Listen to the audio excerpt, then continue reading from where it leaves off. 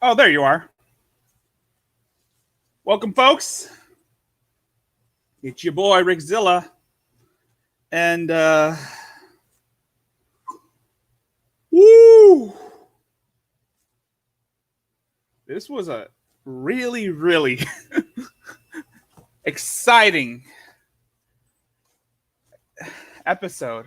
Well, actually, it's not really an episode per se, but let's just say Shanny for Christ, Sandolphin, and Metatron, Mechatron, the Ground Porpoise, and the Mega.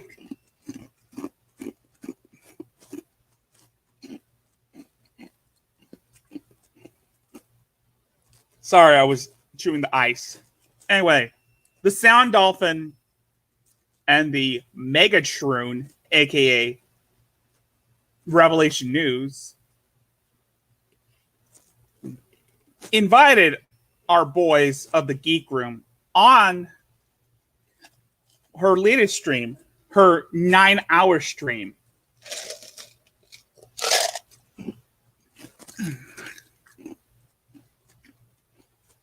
Yeah, I like it nice.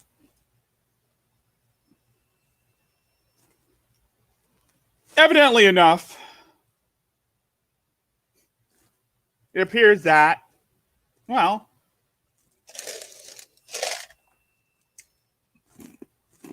the Hambeast didn't like what they had to say about her.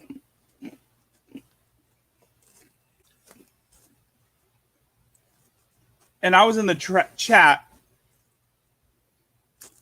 copying, pasting quickie article texts, especially on one of the articles that I've been looking at on the quickie. If in case you didn't know what the quickie is, it's an article, it's a website dedicated to the pioneering lolcow, Christine Weston Chandler, aka Chris Chan. For a while now, I've been comparing ShannyforChrist to Chris Chan in almost every way.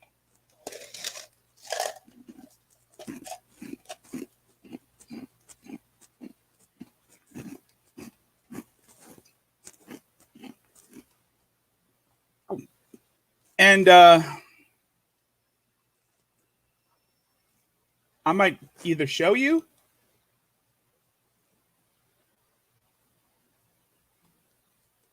or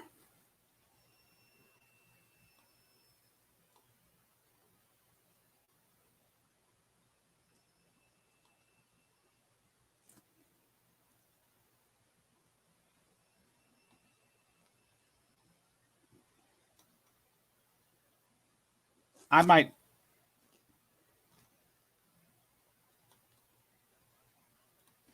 Sorry, I'm just checking some shit out. I can't show you because right now I'm still learning on how to use StreamYards. Sorry for the delays. Anyway, I'm not ending the stream right now. I just got started. And let's just discuss what we had to listen to, because it's honestly so riveting, especially when Shanny starts going off on people, including the Geek Room's members. Frank Wolf.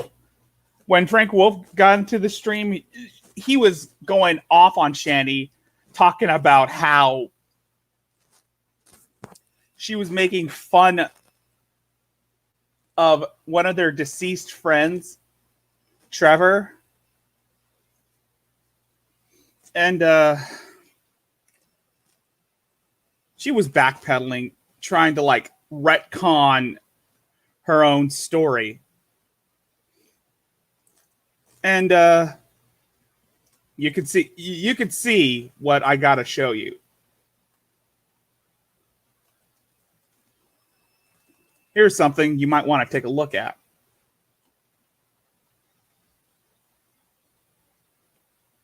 All right.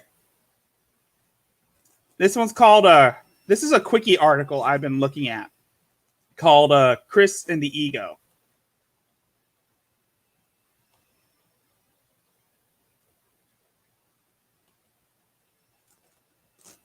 Let me know if you can see the article. If not, I might have to just read it aloud because it covers what every basis of Christian, and it gives me an excuse to compare ShannyforChrist to Christian. And this article, Chris and the Ego, is something that you could look at. If you just type in the quickie and find the article subtext below the page.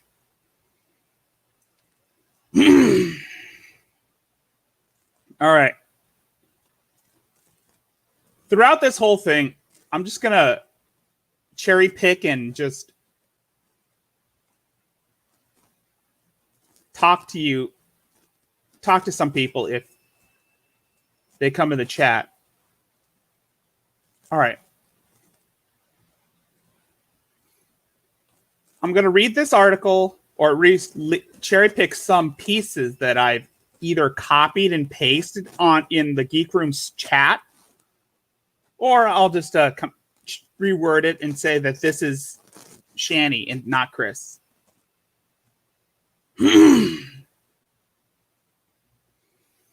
Egotism. I'm not going to read the headers.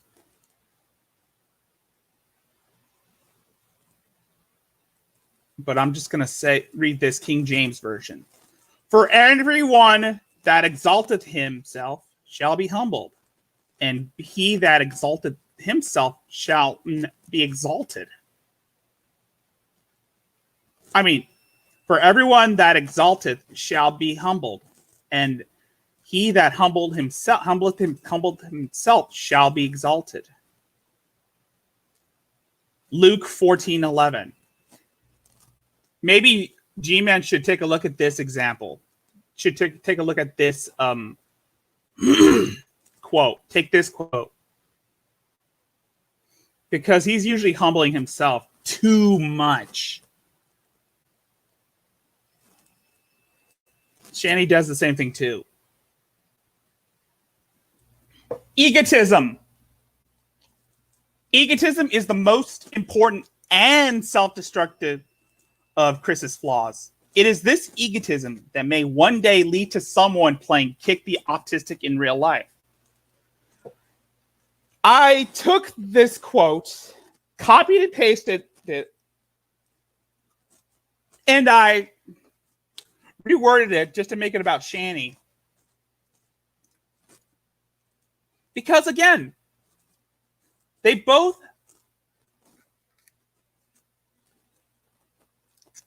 so I'm just eating the meat off this wing. I had barbecue wings. Bingo wings.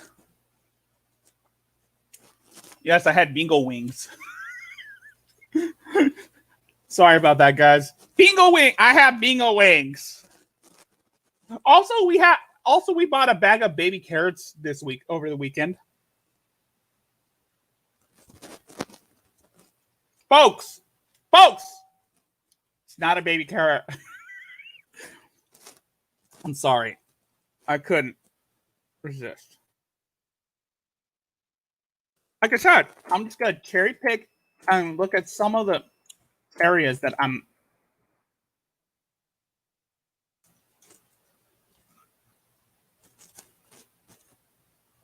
You can't see it in the chat. I mean,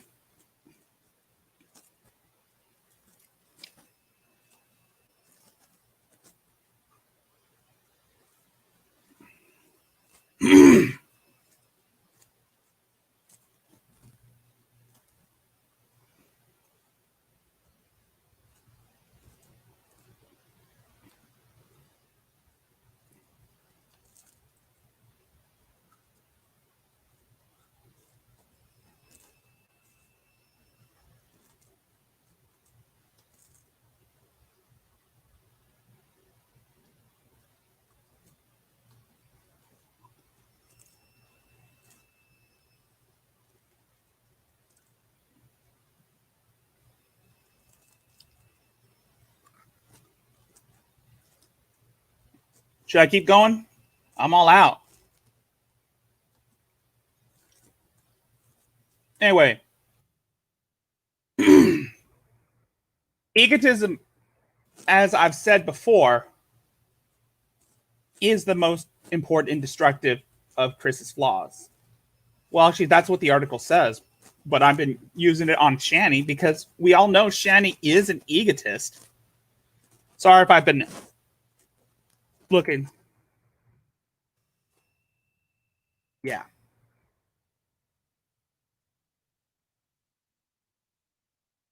Origins.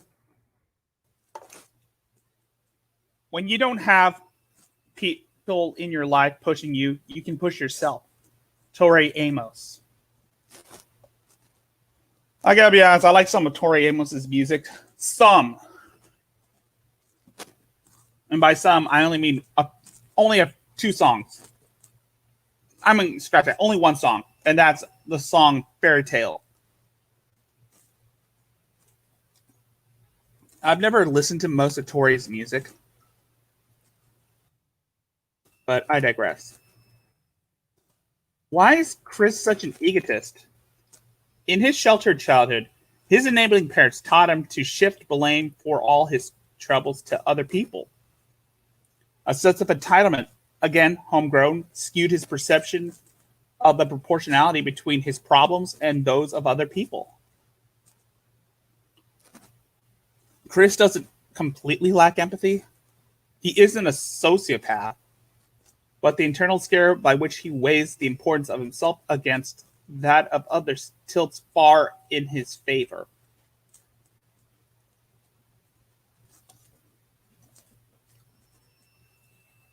That does sound like Shanny too. Well, the sociopathic part, yeah, I would say Shanny can be a sociopath. You know what I mean?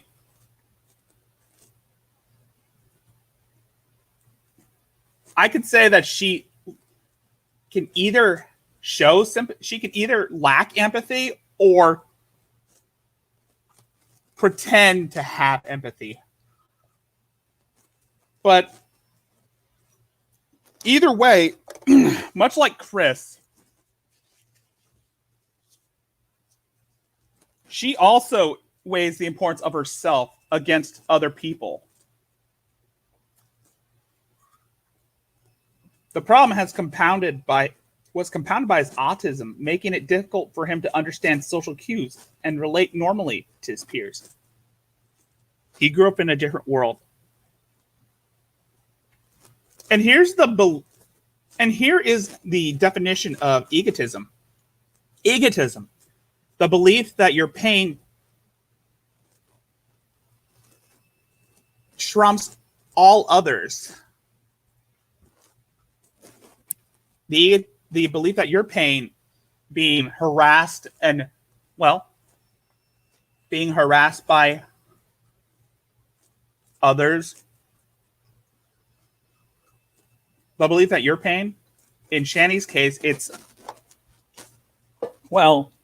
not getting what she wants because of her fibromyalgia and her. So I'm just eating off the meat of these bones. So egotism, the belief that your pain trumps all others. So in Chris's case, it's getting kicked out of the mall for being a creeper. And, well,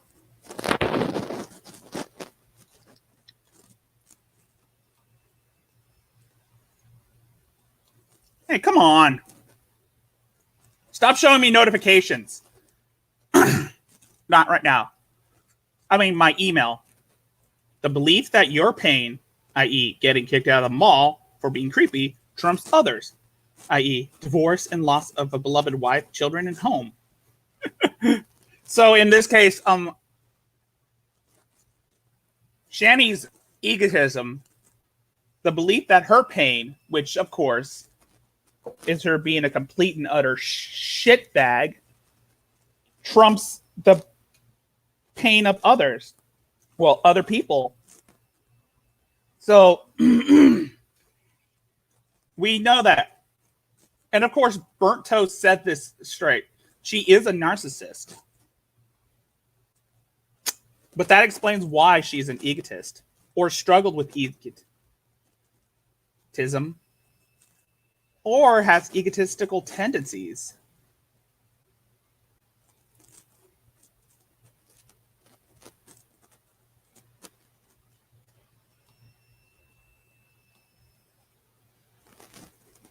I could say the same about Chris. Chris's egotism is a little similar in a sense because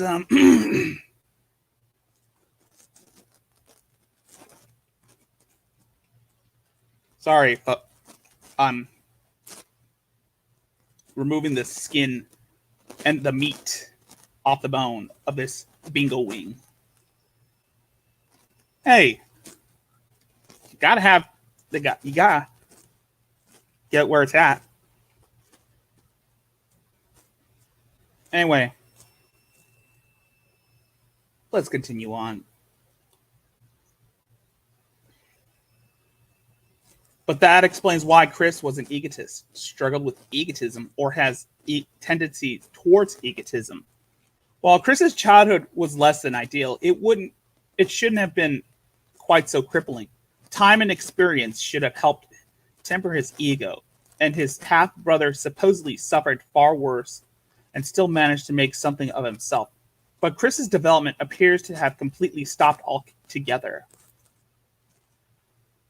His egotism has persisted well into his 30s, when most children usually grow out of it at around age 7. Chris is still an egotist because he lives in a social time capsule that has allowed him to carry on for over a decade without a single life lesson. And he still lives in that time capsule because it is easy, it is comfortable, and people let him. Now, this sentence right here, well, he lives in a social time capsule. I could say that about Rev and G-Man, about them living in a social time capsule, because for Rev, it has allowed him to carry on over for a decade without a single life lesson.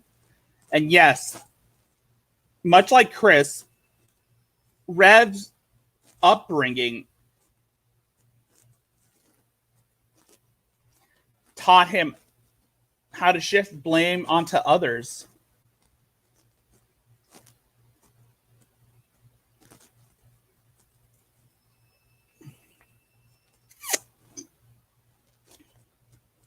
And you could say that G-Man's childhood is less than ideal.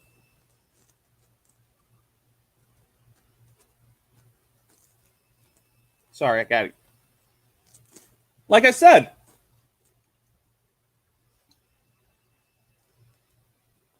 Shanny also has some sense of poor social underdevelopment ideals as well.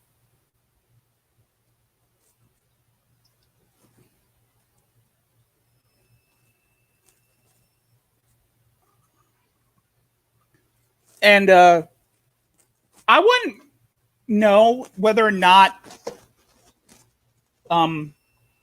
Betty and her husband taught Shanny to shift the blame onto other people.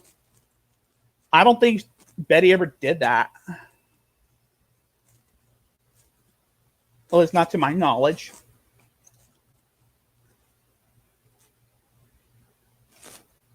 So I got to get rid of all the meat.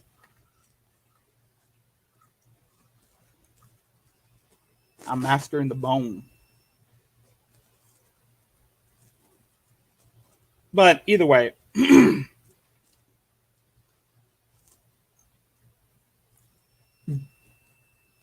Rev has a sense of entitlement too. Like Shanny, like Chris, Reb also has a sense of entitlement. And his sense of entitlement is homegrown, which skewed his perception and proportionality between his problems and those of other people. Same thing with, G-Man's childhood is less than ideal. I said that.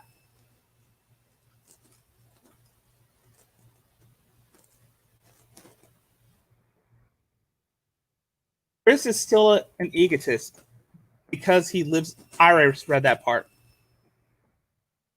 I guess the same thing that with Shanny is that she also lives in a social time capsule that has allowed On to carry throughout, I don't know, a decade without a single life lesson. This time capsule is suitable for her because it's comfortable and people let her. And by people, I meant Reb lets her live that life.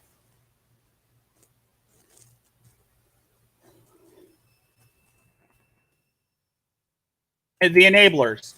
Drunk or not, they had me at an old age where my mother was so close to menopause and my father was a senior citizen. I was truly a miracle. Are you now, Chris? Are you? Chris's parents, back when Bob was still alive, Chris's parents were enablers par excellence.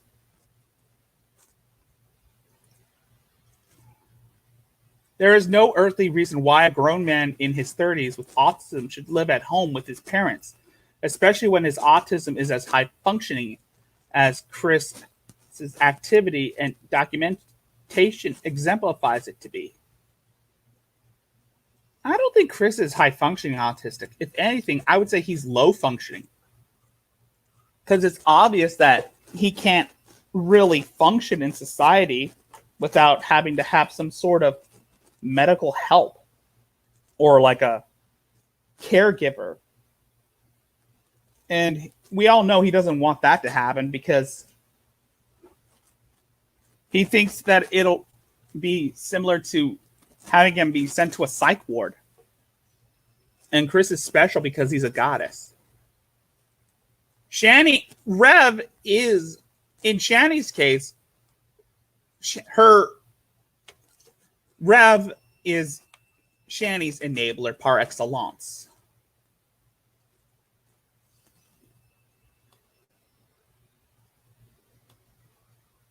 Sorry about that.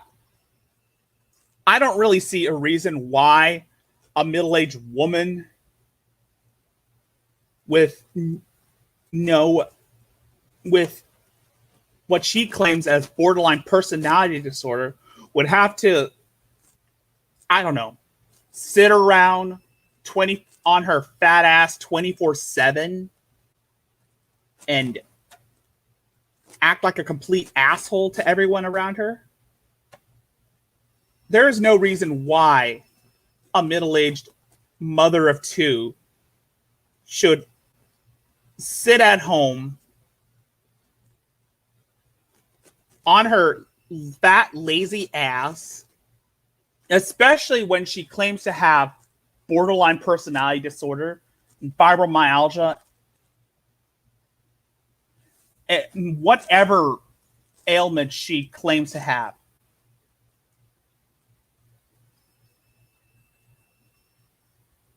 Adults with, let me get the article back on. Adults with far more crippling psychiatric problems, from functional emotional disorders to mental retardation, live far more independently than Chris does. I could say the same thing about Shanny. But I highly doubt she wants independence. She just wants people to feel sorry for her. For children like Chris, special education in public schools is generally geared toward helping the child understand how their disorder affects their lives and what strategies they can use to minimize this impact. This is a well-documented and well-supported strategy, but it relies on buy-in.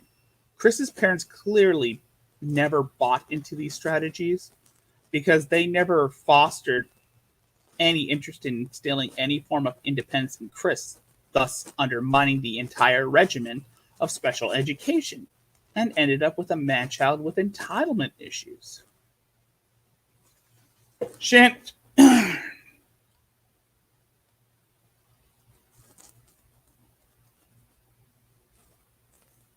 I could say the same thing about Shanny, too.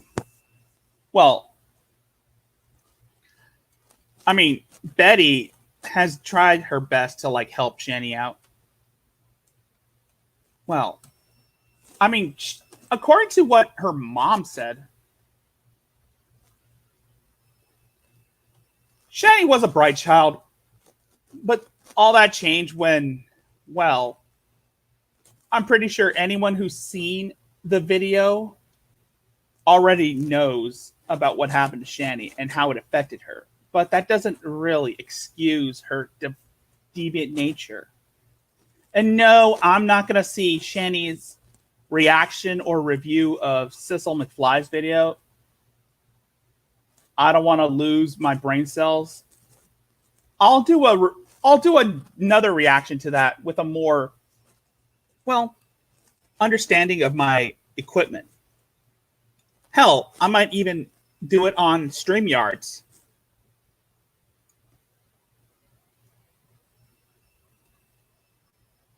But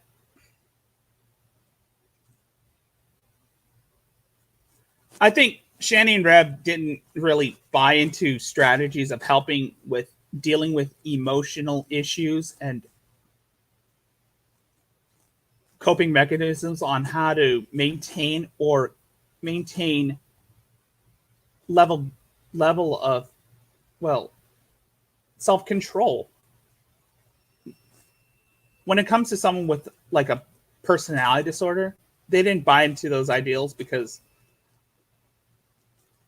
they undermined the regiment, and now Rev is ending up with an adult child with entitlement issues.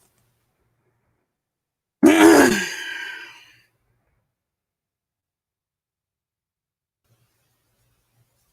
monthly tugboat. My father helped me get my Social Security set up, and I get more month than I could at a job.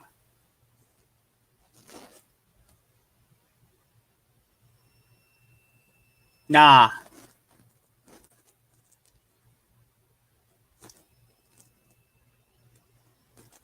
A little known fact. When Chris Chan was a teenager, he worked at a Wendy's. This is Chris taking pride in being a lazy fuck. I'm not going to take pride in being a lazy fuck. Right now, my aunt is trying to get me to register, is trying to help me register for Social Security. But I'm not going to use that. If I ever get Social Security or disability checks, I'm not going to waste it on being a lazy fuck. I'm going to do what Dragnot does when he gets his GI Bill, when he gets his GI checks. Invested in developing my YouTube channel and my StreamYards. And also, I want Baby Yoda memes. I want people to send me Baby Yoda memes. You know, so I can send them to my sister. You know, just to cheer her day up at work.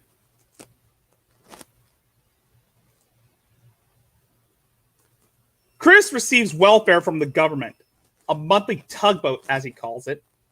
Although intend to supplement the money he would receive at a low-paying job, Chris continues to abuse the welfare system because he is simply unwilling to work on anything except masturbating, playing Vidya, and stalking young women. Little known fact, guys. Like I said, Chris did have a job when he was a teenager, but it was working at a Wendy's. But he got fired for disrupting the customers and goofing off while on the job. And much like Chris, Shanny also had a job when she was in her mid-30s. Like, well, I'm pretty sure you all remember that. She did work at like a nursing home, but she got fired for making YouTube videos instead of actually doing her job.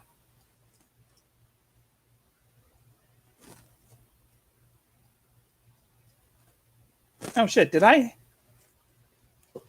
There you go. And the term masturbating is a quickism for masturbating.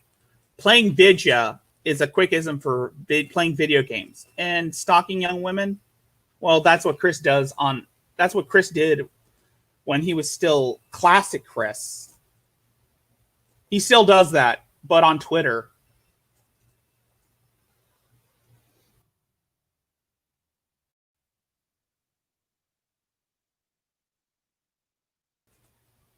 Shanny, on the other hand, continues to abuse the inheritance money that Rev receives because she is unwilling. She is simply unwilling to work on anything except, well, sleeping around, drinking, doing drugs, and acting like a complete nuisance to everyone on the internet. Regardless on whether Chris is abusing the welfare system, his parents are abusing it through him. Or the system itself is flawed. The fact remains that the monthly tugboat that he receives is a major factor in making Chris's lifestyle and thus his worldview sustainable.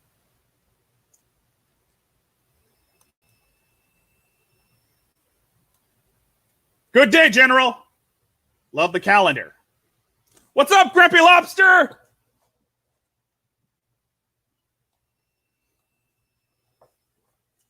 Finally, we got some folks. Anyway, was I saying? Oh, yeah. Oh, the calendar. Oh, my calendar. Yeah. Thanks, Grumpy Lobster. General. Oh, because of the hat. Sorry, I just get flustered. Anyway. By the way, it's supposed to be a sweetie. It's supposed to be a representation of the gym. And yes, I always buy these every year. These Sports Illustrated calendars.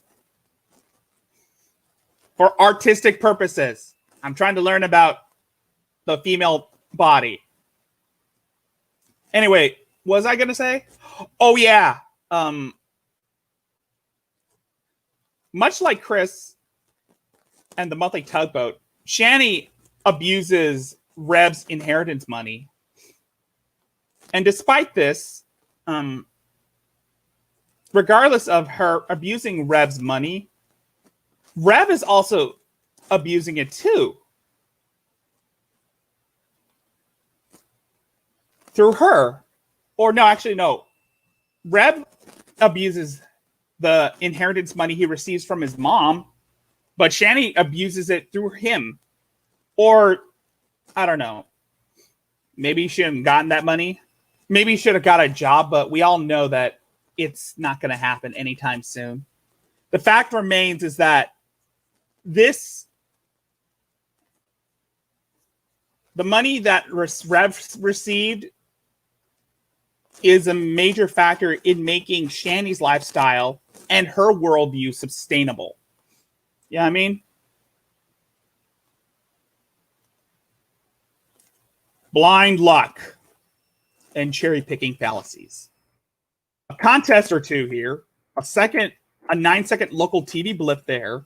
The results that outside events most people never experience have stroked Chris's already monstrous ego.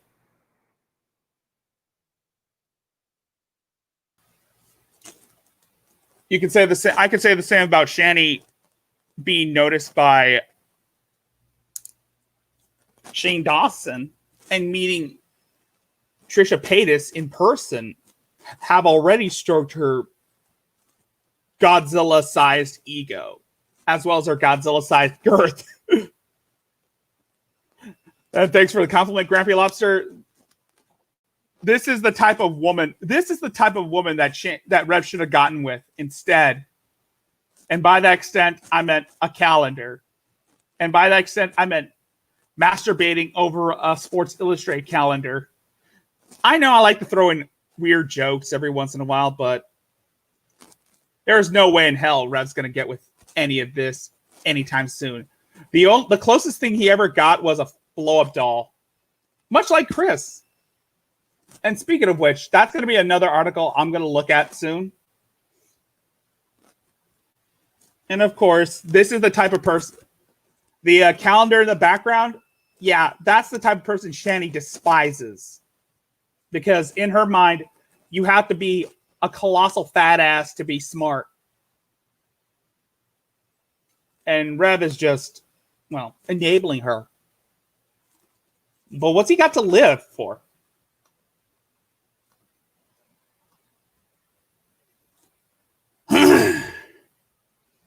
Consider Chris has produced a huge volume of fan mail, letter-to-letter editors, internet commentary, and other drivel, partially because he doesn't have much else to do.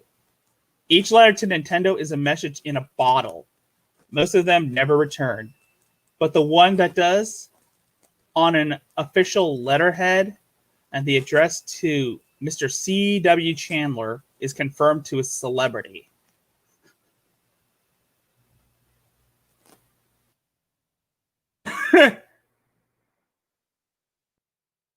I'm going to show you this picture.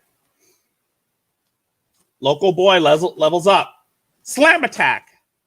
This was taken at Chris's. This was taken at Chris's local library / comic book shop. And you can see Chris Shannon is dressed up like Ash from Pikachu. And this is before he started transitioning into a Hambeast. This is when the Pokemon fever came into place. And there's Chris at McIntyre Park. The concept of form letters does not seem to occur to Chris, who seems to think the letter was written specifically for him. As if it didn't think his material was golden to begin with, he got a second nod from Nintendo Power for his epic Animal Crossing documentary. That's another thing you guys would know. Shanny likes to play Animal Crossing too. You know what I mean? I'm never going to get over that comment by Grampy Lobster General because of the hat. You know, that's going to be my new nickname. The General. General Rickzilla. And that shall be my persona. And a page in the PVCC's forum is just icing on the cake. Even before his e-fame, Chris had plenty of evidence to convince himself that he was creative. Not just a high-volume, whiny jerk that had pestered his way to acknowledgement.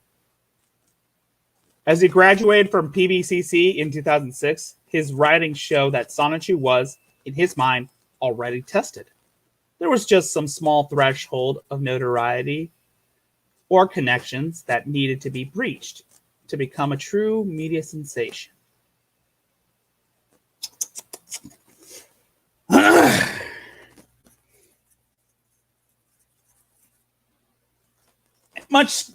I wouldn't say that Shanny was creative. Dude, Shanny's never creative. I mean, the only thing that she can create are disgusting OnlyFans videos that no one should ever look at. I'm looking at you, Drag. If you wish to keep your sanity in check, don't ever go back to her OnlyFans page or Pornhub. I'm just kidding, folks. I'm just kidding, dude. But it doesn't excuse the fact Shanny thinks that her e-fame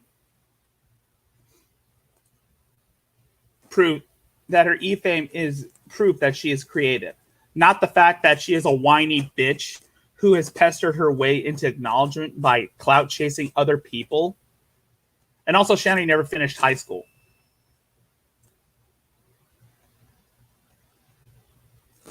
On top of that, Chris has had a huge amount of free time to inject himself in situations like the McIntyre Park meetings, which allows him to cherry pick some moments of recognition. A tongue-in-cheek acknowledgement by local council seems cute to us, but it's serious business to him. And since Chris cherry picks only the reinforcement that he wants, his legions of trolls just add to the fire. Delusion led to him to believe that he had a legion of fans for a time. A few hundred emails in his inbox confirmed it.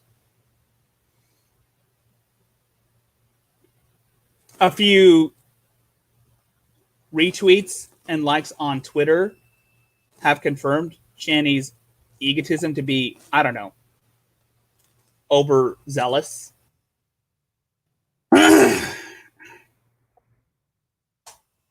Chris and narcissism. I was mistaken, but not wrong. Chris. It's possible that Chris suffers from narcissistic personality disorder. Inflated self. That's what I was thinking. It is possible that Chris suffers from narcissistic personality disorder. I could say the same thing about Shanny. It's possible that Shanny might have narcissistic personality disorder, even though she claims to have borderline personality disorder. I'm just gonna say it. Maybe Shanny might have a degree of narcissistic personality disorder, in a sense. But either way, you'll find out some things that you might want to brace yourselves for. Inflated self-importance. Chris has multiple times placed himself over others. Shanny does the same thing too. In his comic books, he made his love child Sonichu a side character and made himself the protagonist. He changed the comic from the adventures of Sonichu to the hyperbolic account of his real-life events, such as when he was kicked out of the Walmart, his arguments with Mary Lee Walsh.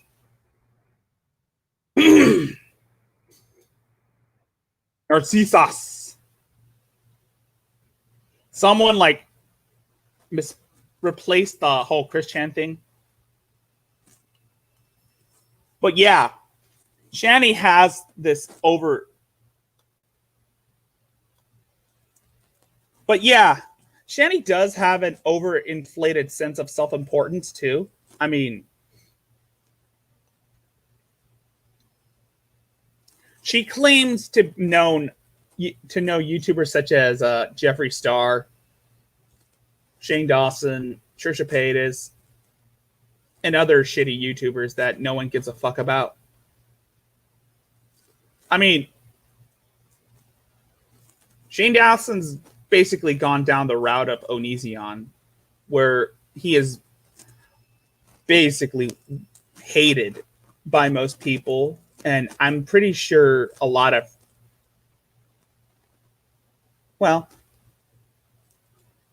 us want him in jail, like Onision. And it's only a matter of time before Shane Dawson opens up an OnlyFans account where he shows off his flaccid penis, his baby carrot, where he's like collaborates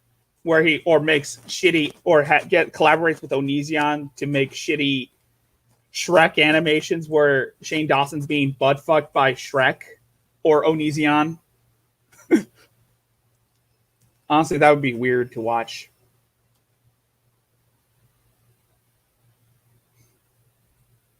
But Shanny also has a sense of self-importance. Self-importance.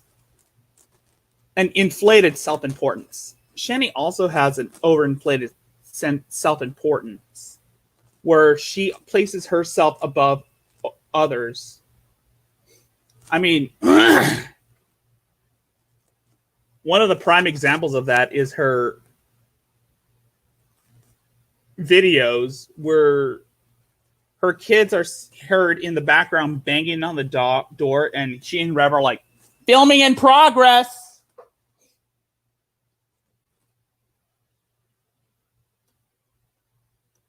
Anyway, entitlement for a long time. Chris for a long time thinks she is entitled to. Chris for a long time thinks he is entitled to things that he doesn't / cannot deserve. This is mostly due to his horrible upbringing by the Borg, who gave him whatever he wanted without question and praised him when he didn't deserve any. He thought he was entitled to an award for his art in high school and cried when he didn't win it. He thought he was entitled to a relationship and sex, though he was a pathetic man-child with no woman, and which no woman would want. Hey, this sounds like Rev. I mean, am I not wrong? I'm sorry, am I not wrong that Rev thinks he's entitled to a woman, even though he's a pathetic man-child and no one would ever want him except Shanny? But that's because he had money,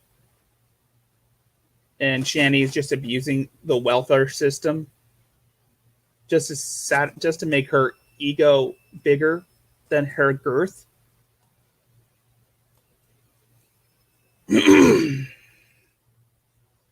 He felt entitled to toys and games even when he had no money to pay his bills.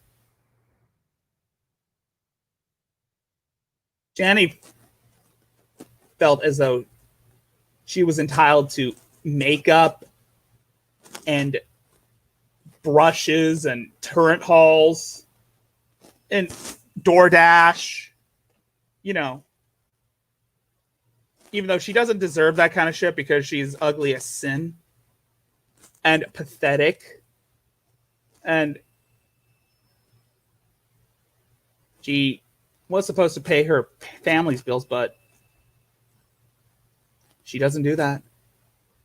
And she has kids, 2 boys. She doesn't do that. She expects everyone to take care of her. But Rev's a retard. And he too has entitlement issues. Deep need for admiration. Oh, God. This is basically Shanny in spades. Because much like Chris,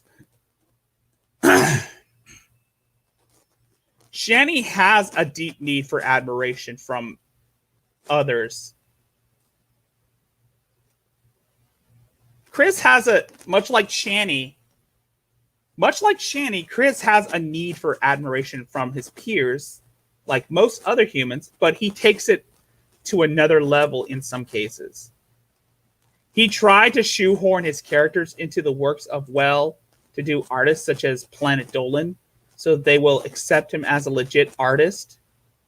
He tried to gain the admiration of Doopy Doover by talking to her on Twitter and email, then throwing money at her through Patreon, not realizing this will accomplish the exact opposite. He has tried to gain admiration of Shigeru Miyamoto by sending him a list of all the video games and consoles he bought from Nintendo.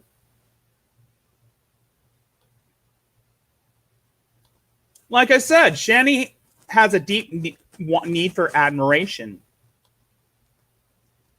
I mean, she's tried to shoehorn herself in other people's lives. Like, well, when she met, especially when she met Trisha Paytas in person, and when one of her tort hauls was featured on Shane Dawson, or when she bought makeup palettes from Jeffree Star's Lush line, or James Charles or whatever. She feels the need to want to be involved in their lives and would defend them to the high heavens just to gain some sense of admiration. Even though she too takes it to a whole new extreme.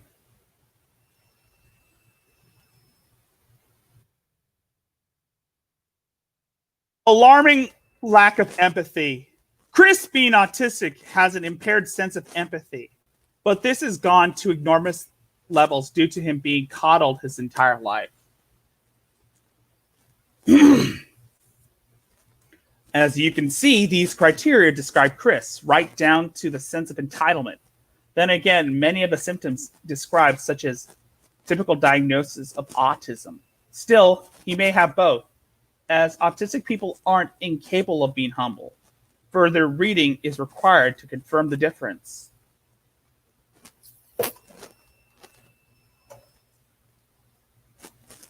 You've probably seen Shanny's recent streams where she was talking to other people and berating them.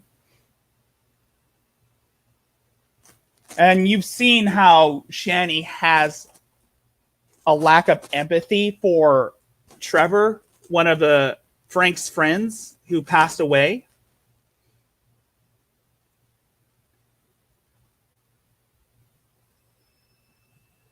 I'm not saying Shanny is autistic,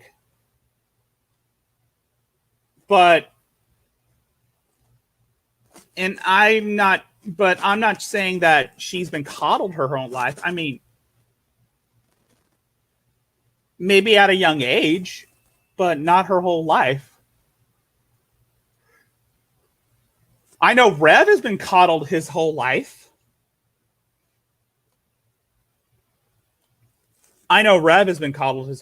But Shanny, not so much. I mean, we could be aware that Shanny might as well be coddled, but it wouldn't matter that way. It's because she's insane. She's a sociopath.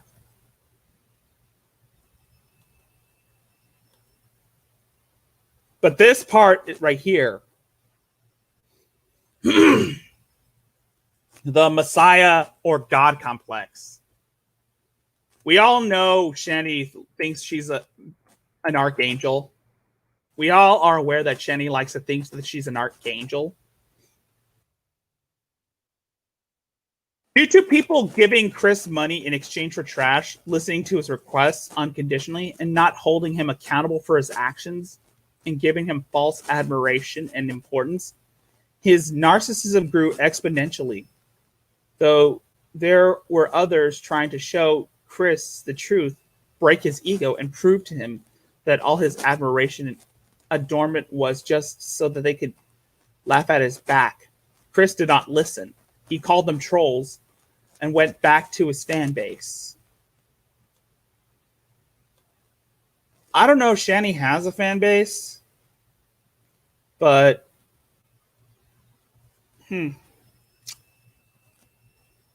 it appears to me that most of the people are either sock puppet accounts or it's the trolls or just people who are just as dumb as Shanny and Rev. But whatever shit is happening in Shanny's brain is further fueling her ego.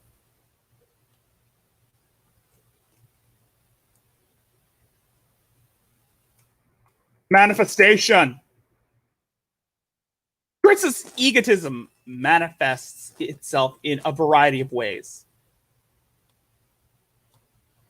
Shanny's ego manifests in a whole number of ways, folks. And I ain't kidding. To quote Base Shaman, I ain't kidding.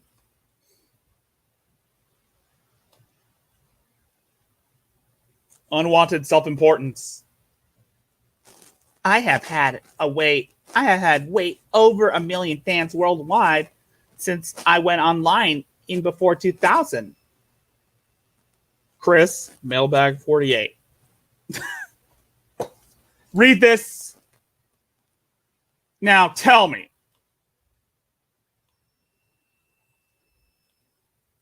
Does this sound like Shanny? I have had 1 million fans worldwide since I went online.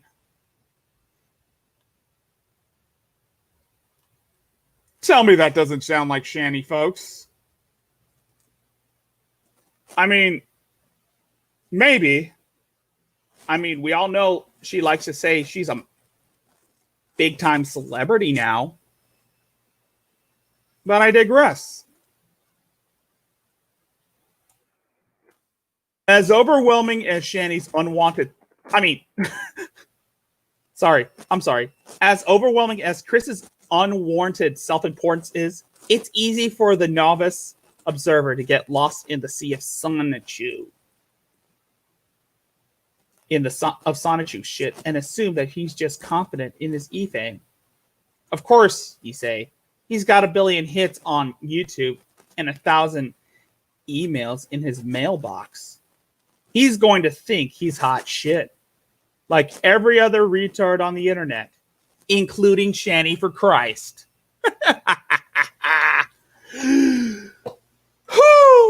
Whew, I gotta say that. Nothing sums up Chris's deep and abiding USI like the missive to Merrily Walsh. I'm not gonna read that shit. E-Fame just adds a whole new dimension. He was a misunderstood genius before. Now he's a misunderstood genius with a personal army.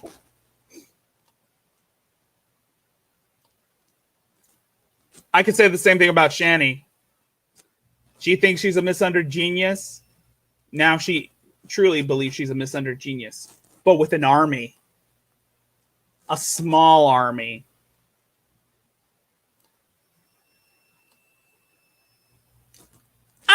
I'm working on it. Let me do that stupid video so I can tell everybody in my command to get everything. Help me get everything off the internet. Chris, that is my house. It's so bad that when Chris meets someone new who claims to not know who he is, he seems skeptical and surprised. Y'all should know me by now. If you don't, I am Kristen Weston Chandler, the original creator of Sonichu, the electric hedgehog Pokemon, back on March 17th, 2000. Okay, this part right here is almost similar to Shanny, where she keeps begging everyone to take their videos, the videos that she does on them, off the internet. Instant gratification, instant acknowledgement, and instant attention, good or bad, has come with his minor e-fame of the last few years, has thoroughly convinced Chris that people do read everything he writes, and that his YouTube messages invariably get to his target audience. I realize I am like a princess, Chris on Twitter in October 2017.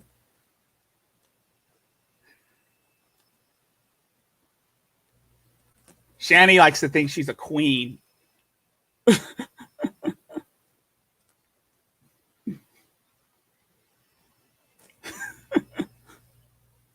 Oh, dear Lord. Anyway.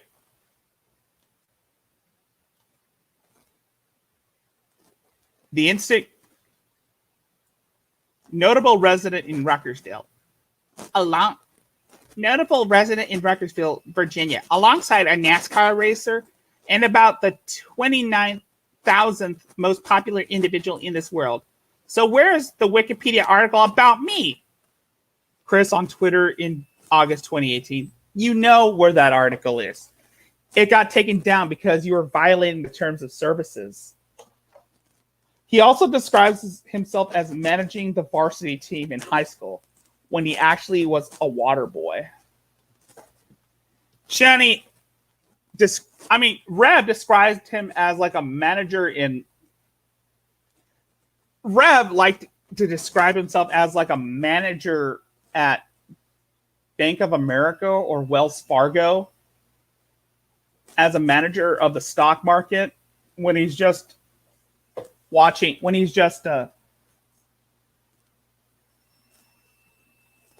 actuality he's just watching MSNBC on his phone. The stock market, when he's just watching the stock market on MSNBC on his phone, on the MSNBC app on his phone. But even after all of this, you're still not convinced that Chris has unwarranted self-importance issues, consider this little tidbit. He posted an autographed picture of himself on eBay looking like this.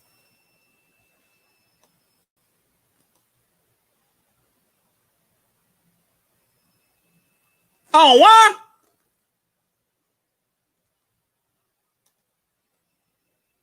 Yeah.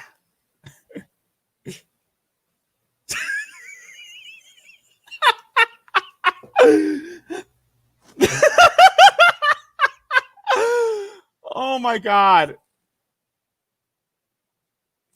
Let me show you in full contrast. This is what he thinks he looks like. This is his hot shit. You know what I mean, folks? This is the hot shit that you got to look at.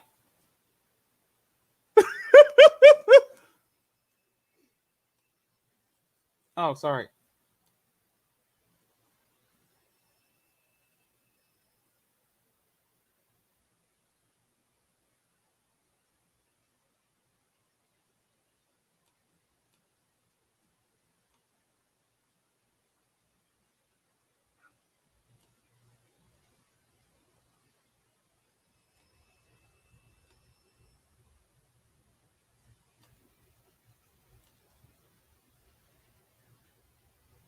I'm sharing this on StreamYard. Yeah, this is the picture, folks.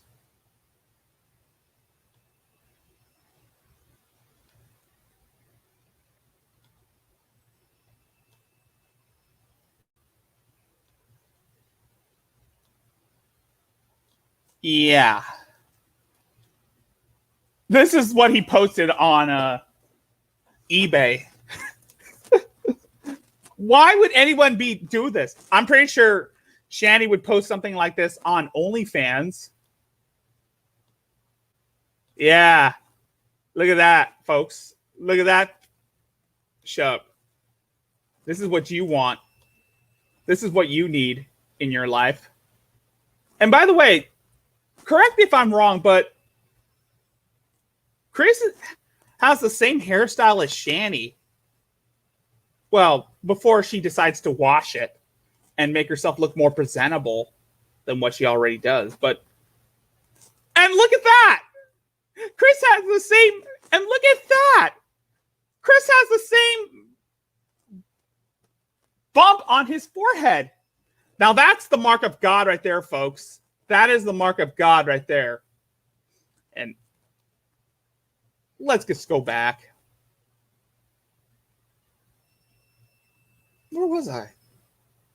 Yeah, he sold that. He tried to sell that autograph picture on eBay. Make of it what you will.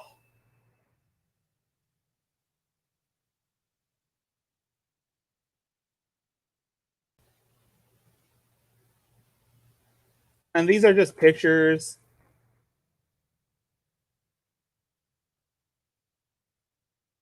And this is him as a Funko Pop. He kind of customized these. But he fucked up the nose on this one. And I think he took some shoes from some other toy that he super glued and made with Crayola model magic. And he ruined this other Funko Pop by doing this. But I digress with that shit. Persecution complex.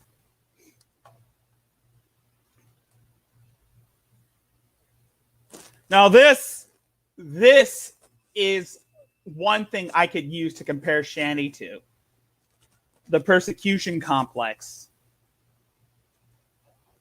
I mean, I can compare Chris's persecution complex to Shanny's because they both... Sorry if you guys had to...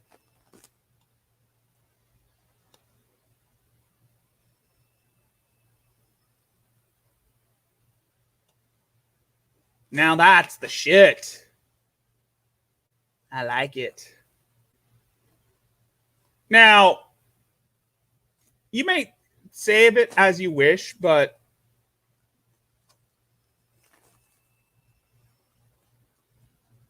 Shanny does also have a somewhat unstable persecution complex, as well as her Messiah complex or her God complex. Say that as you wish, but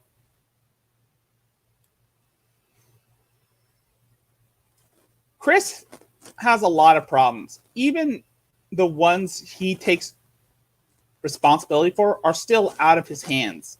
His school was mean to him. He didn't deserve that F in English or the one in CAD. He doesn't deserve the 24/7 trolling, among other things. And if that wasn't enough, he thinks every authority figure in the land is conspiring against his love quest. Then in mid-October, the quote-unquote Dean of Student Services, Mary Lee Walsh, approached me and pulled my sign away from me and told me, "You're not allowed to find true love here." My heart was shattered that very moment. Chris on his Wikipedia user page. It doesn't help that he engaged in a quagmire of war against the homo rumors that those damn dirty trolls keep spreading about him, with a second front versus the copyright violating thieves. Oops.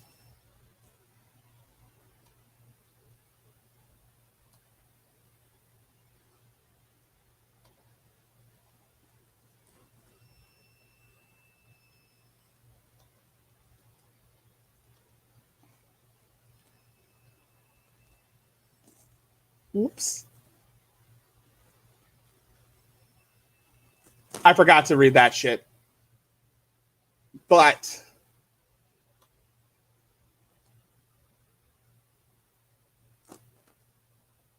it doesn't help that he's engaged in a quagmire of a war against the homo... I already read that part, sorry. It's out of my control. I don't know where to go. I don't know where to go. Chris, that is my house.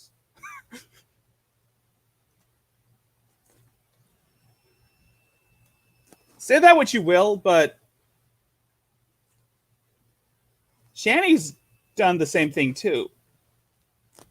Right now, she's basically Shanny. It doesn't help that Shanny is engaged in a quagmire of a war against, well, the Geek Room and Dragnot Silvas,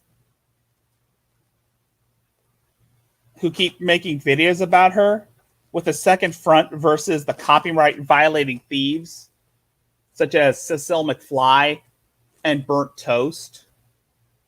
Yes.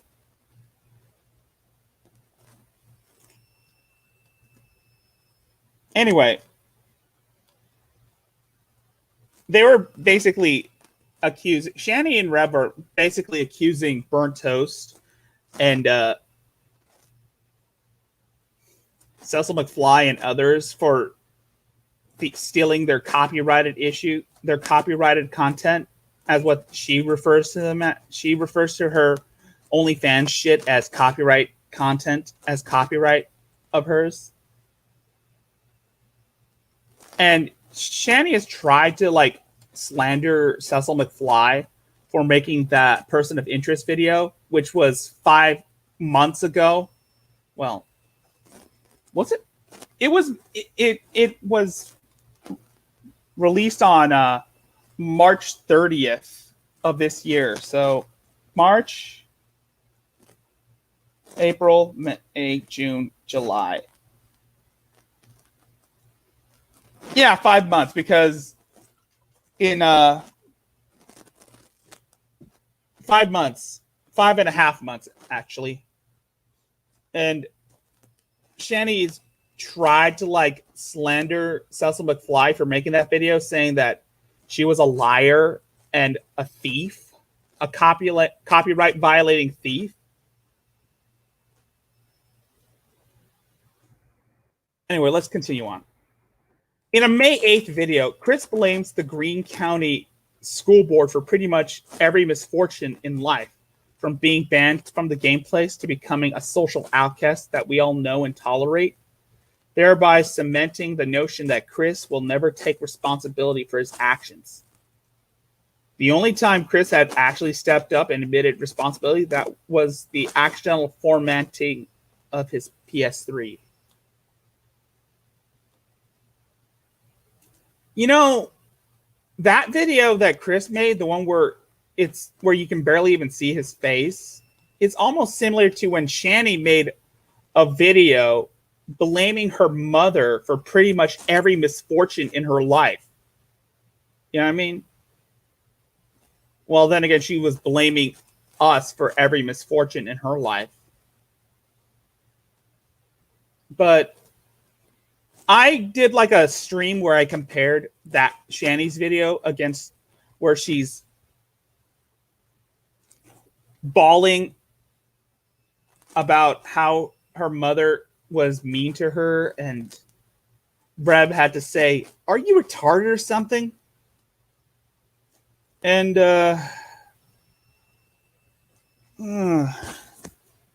I did like a back-to-back play of Chris's video where he's blaming the Greene County School District for the misfortune in his life, all because he couldn't get a friend to go to him at a sporting event. Let's continue.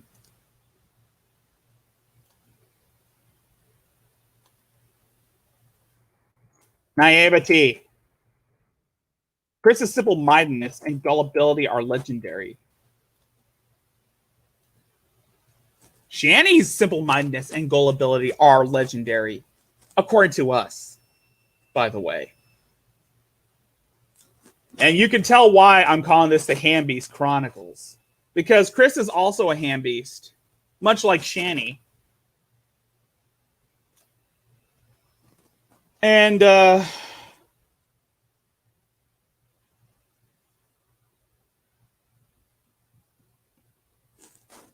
problems are almost similar. That they refuse to take responsibility for their actions and they blame others for their misfortune. So yeah, I can see a similarity right there. Also, they are gullible to the point where they're very impressionable.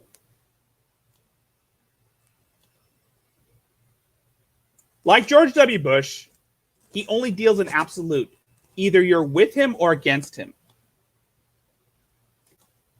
You can say the same thing about Donald Trump. He only deals in absolutes too. Either you're with him or against him. Same goes for ShannyforChrist. You're either with her or against her.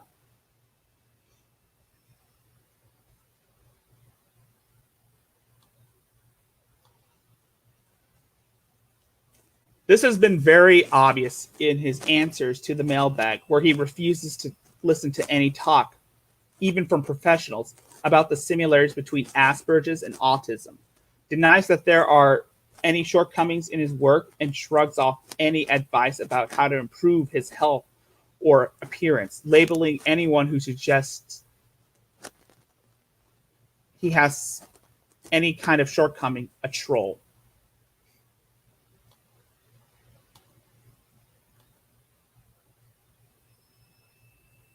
It's very obvious that Shanny does the same thing, where she refuses to listen to anyone giving her advice, especially even if they're a professional.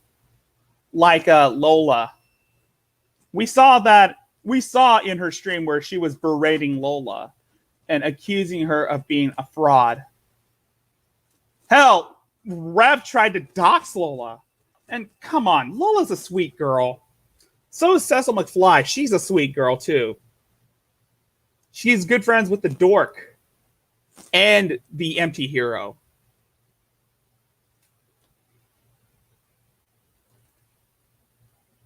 And G-Man refuses to listen to any advice from people who are saying that Catholicism, when G-Man was being a complete asshat, saying that Catholicism is a form of the Satan or atheism, he was comparing the. You can talk about that in one of Drag's old videos where he's like G-Man against the world or some stupid shit.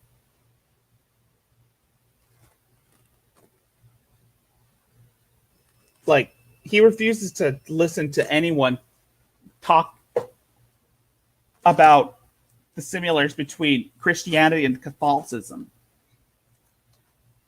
And he denies that there are any shortcomings in his viewpoints and shrugs off the. And Shanny, much like G-Man and much like Chris, refuses to listen to people talk about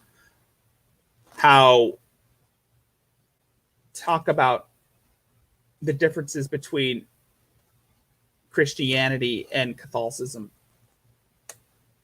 And we all know that she denies that there are shortcomings in her life. And she shrugs off any advice on how to improve her health and appearance. And she has even labeled those types of people as trolls. Or dragoon, or in G-Man's case, dragoons.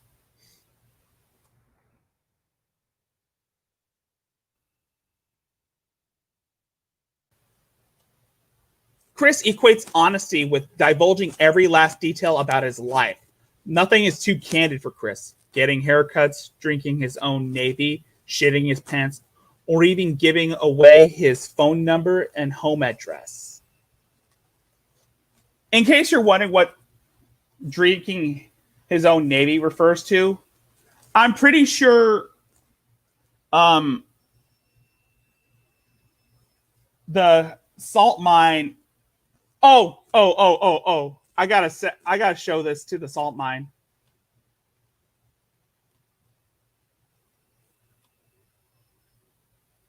Sorry, you're not gonna see what I have to show them, but I'm gonna email this to the salt mine.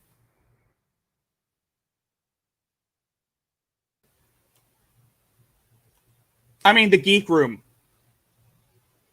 I'm gonna email this to the Geek Room and say that. Guess where Seaman Girl got her advice from?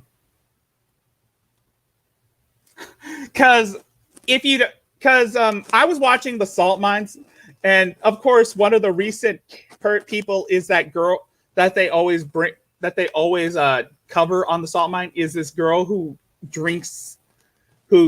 thinks drinking semen is beneficial for the body. And I'm gonna email them this.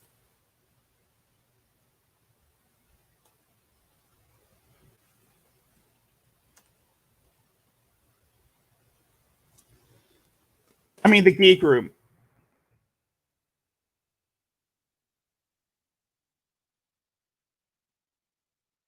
To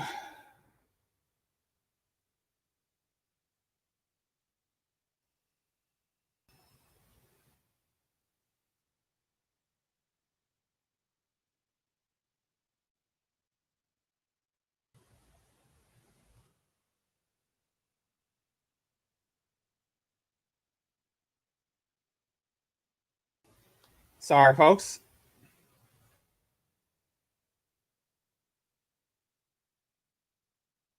Oh, there it is.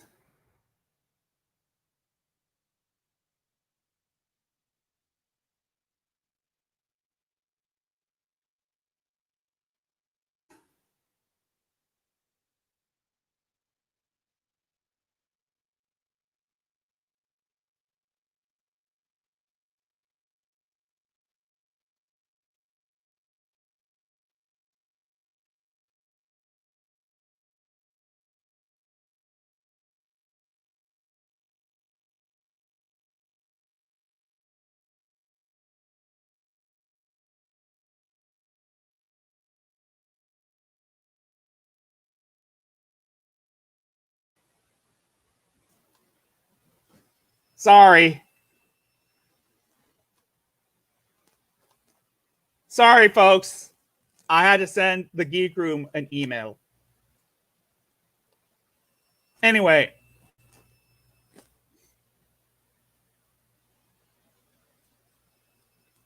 The only thing he hasn't done with Wild Abandoned is give away his social security number. Thank God. And when that happens, it won't be a surprise to anybody.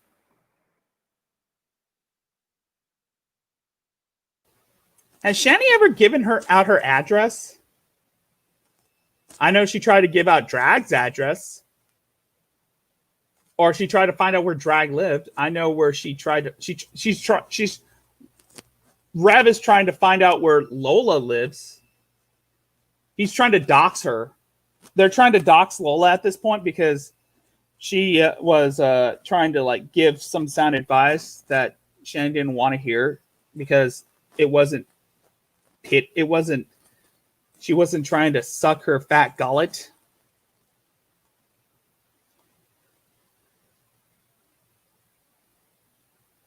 Let me know if you know what, I'm just gonna go full screen on this shit.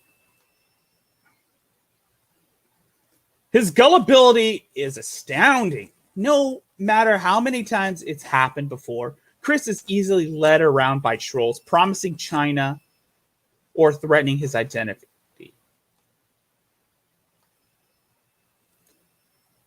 In case you're not up with your Chris lingual, China is a quickism for vagina.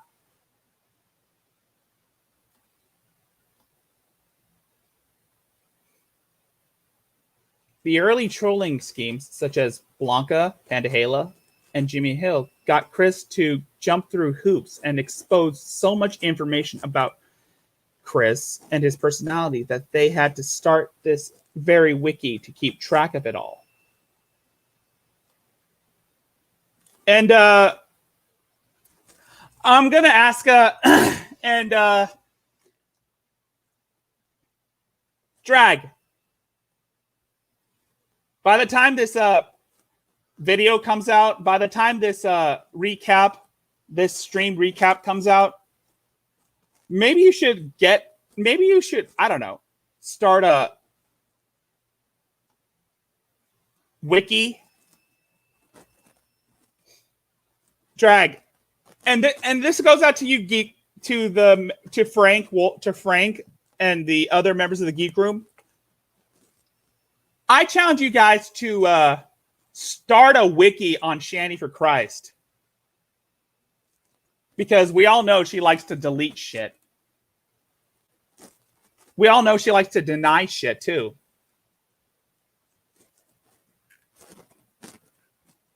No. On second thought, why don't you do a Geek Room wiki?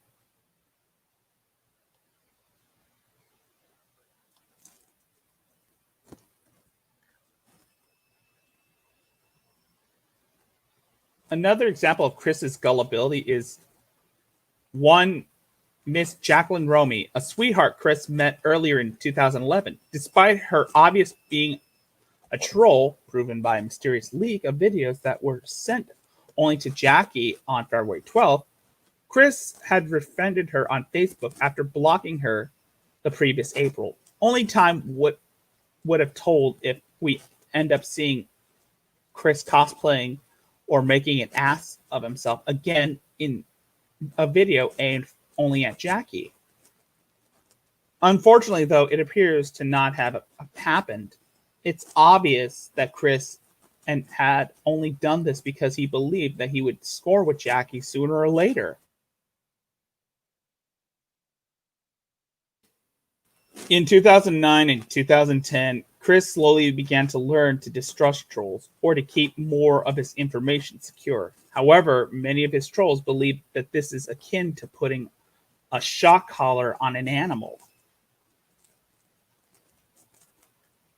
Eventually, to stop being shocked, not because they actually understand or care, Instead of being shocked, an animal will start doing as it's told. Hubris. The pride before the fall. I'd say I'm all around. You see, the problem is I have too many skills that I'm good at. You might say I'm a jack of all trades and a master of none. Chris, right about that last part. Yeah, we all know he's well-rounded. Oh my God. Numerous times, Chris has shown that he believes he has powers and abilities far beyond those of mortal autistics. Shanny believes that she has powers and abilities far beyond normal mortal Christians. I'm an animal. In fact, so much so that this attitude has transcended mere hubris. Instead, it more resembles mental illness. Not only is Chris convinced that his writings, musical talents, and art are without peer, he also believes that he has supernatural powers along with the lines of Wicca or voodoo. Right now, Shanny claims that she has supernatural powers, supernatural because she claims to be an archangel.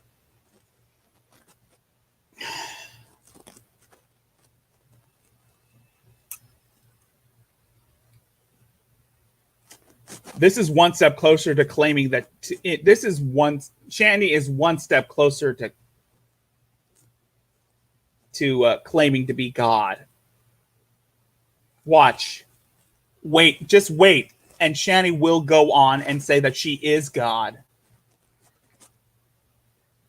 I can guarantee that shit. Shanny's gonna say she's God. Watch.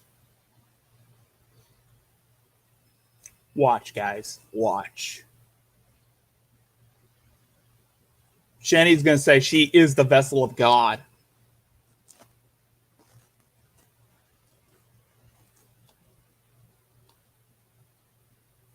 And he doesn't just have the power to create, he also has the power to destroy.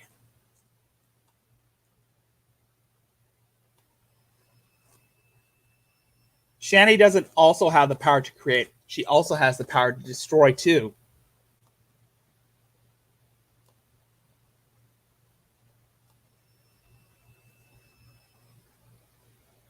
This line of thinking is exemplified by Chris's acceptance that Ryan Cash committed suicide just because he withheld Sonichu updates, and would worsen when he believed that his curse actually caused Liquid Chris and Mary Lee Walsh to have some sort of horror befall them.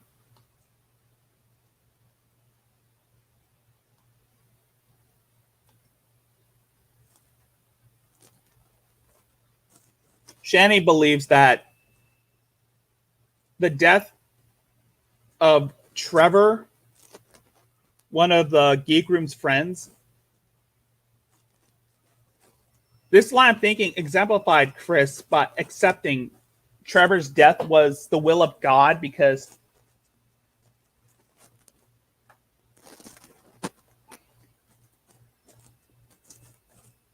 this worsened when she actually believed that God was avenging her by killing Trevor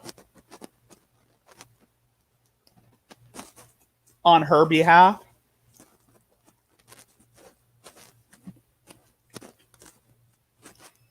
Why am I eating?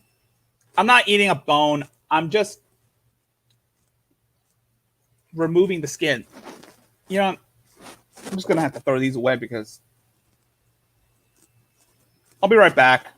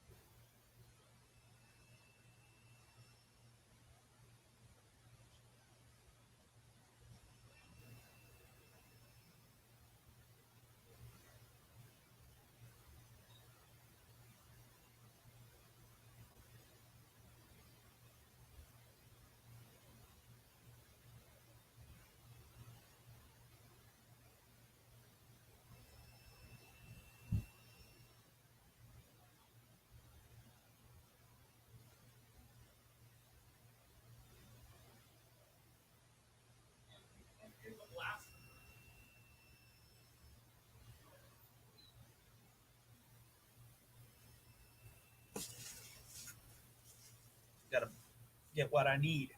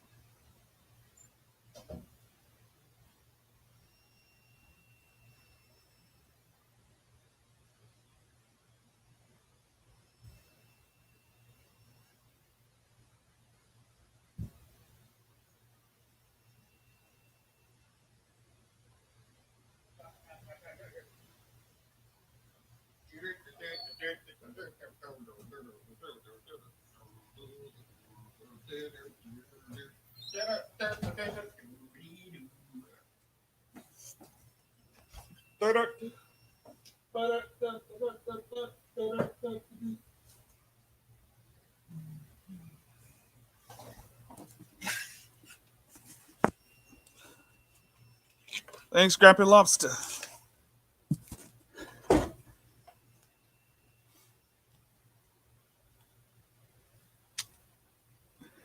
All right. Chimichangas.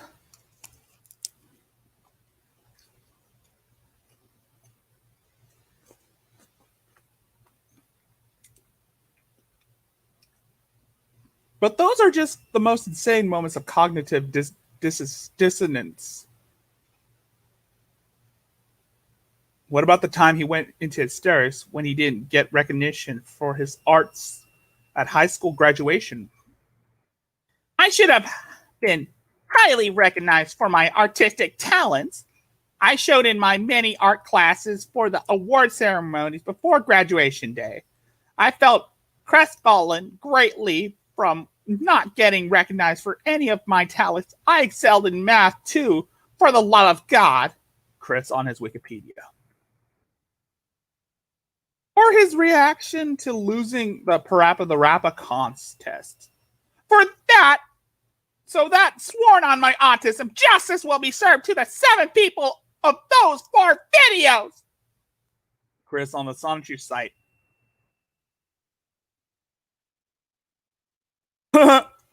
You can see right there is the Family Guy version of Chris and what Chris views himself.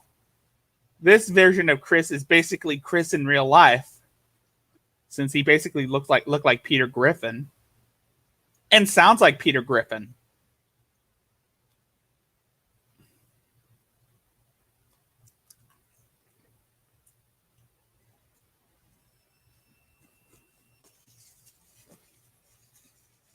All the above is consistent with the behavior of small children who isolated from the real world by a lack of comprehension and limited mobility believe themselves to be godlike beings.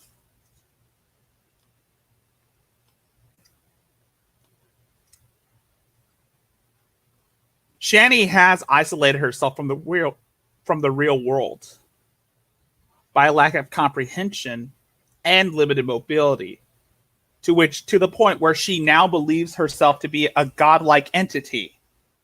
In this case, a fallen angel or an archangel. Like I said, it's only a matter of time before Shanny starts to believe that she is a god or a goddess. And when that happens, well, you folks better brace yourselves for the pain and idiocy that will ensue. Because as funny as it is right now, it's not going to be funny later on. Shanny is insane, beyond comprehension. And the more we poke into it, the more it's going to get worse. Well, worse for her, but it's going to get better for us because we have more content that we can use against her to prove that she is a nut job, and we can even use this to get her committed. Well, maybe not committed, but you get what I mean.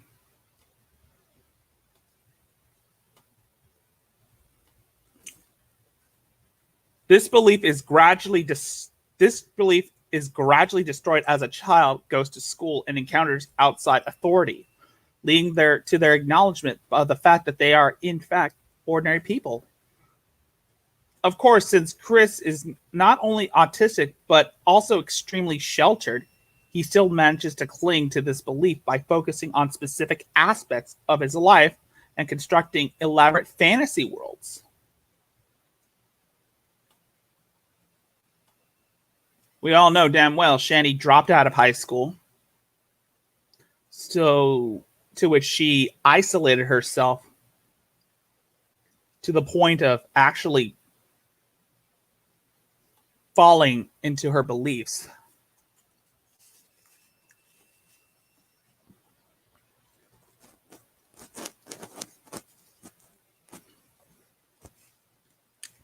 Just a way to create a fantasy world where she's always the right one and everyone's wrong.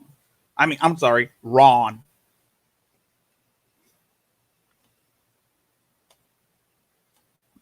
This is also probably why he feels mundane chores as horrific trials in strength and will. In psychological terms, this can be referred to as psychological neoteny, which is basically the retention of juvenile traits as well as physical maturity. Well into physical maturity. We all know that part can sum up Shanny too, in a sense.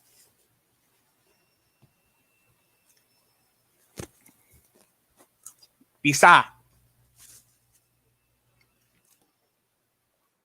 also consistent with his childlike mindset is his apparent belief that he has supernatural powers. Shanny believes she has supernatural powers too. And well,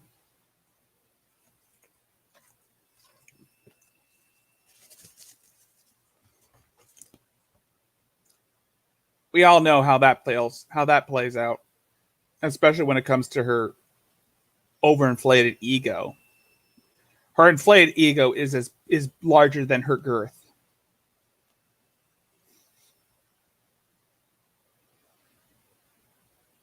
Also consistent with his childlike mindset is his apparent belief.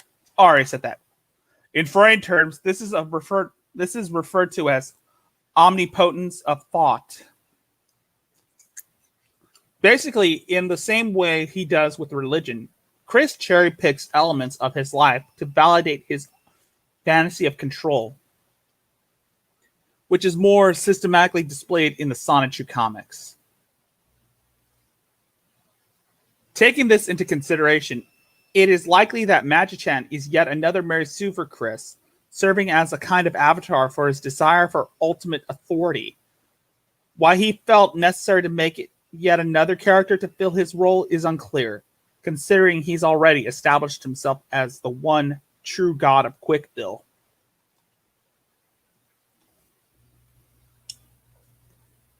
That entire paragraph can also sum up Shanny's perception of reality as well, especially when she too herself is one step closer to viewing herself as a god. First, it's being the daughter of God, being a child of God. Next, it's her saying that she's the quote-unquote queen of heaven. First it starts off saying that she was marked by God and is now a child of God, referring to God as her daddy. Next, she says she's the queen of heaven. Then she says she's like the daughter of Jesus Christ. Now she thinks she's an archangel. She's the archangel Sandalphon. And Reb is Metatron, the dickless wonder.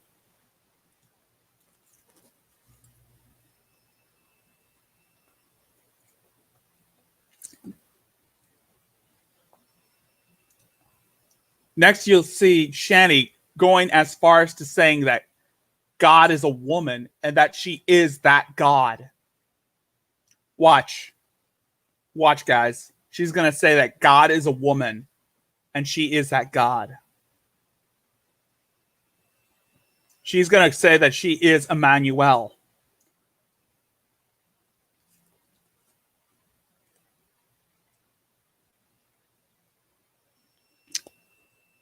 Watch out, folks. Shanny's going to say she is the embodiment, the embodiment of God, Jesus, and Emmanuel.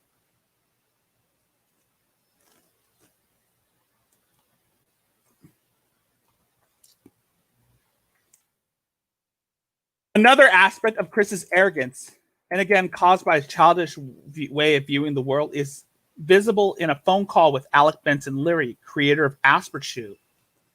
In the call, it is obvious Chris does not follow a mature procedure for developing a stance on issues. We've seen in that 9-hour stream that Shanny put up on her channel, that she does not follow a mature procedure for developing a stance on issues, especially those issues regarding around her and mental health.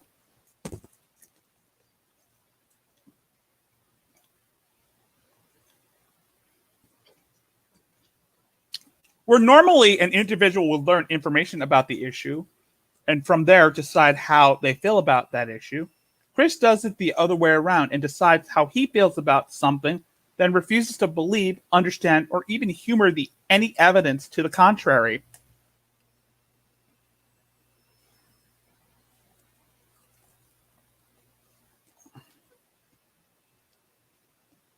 Shannon does the same thing too. She refuses to accept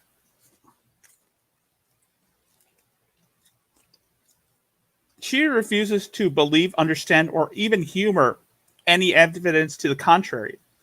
So does G-Man. When it comes to religion and the belief in God, he refused to understand or even humor any evidence to the contrary.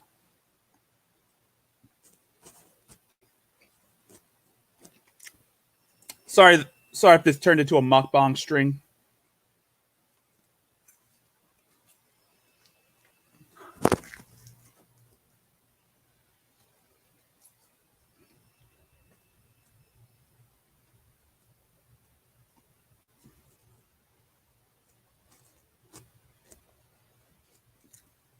While most strong beliefs in some issues, so much so that they automatically have a prejudice against people believing differently, i.e. politics, religion, etc. Chris has this perspective on everything.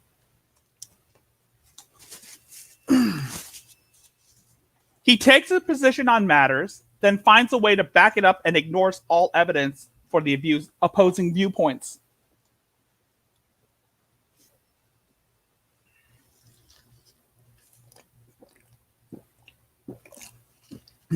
G-Man does the same thing too.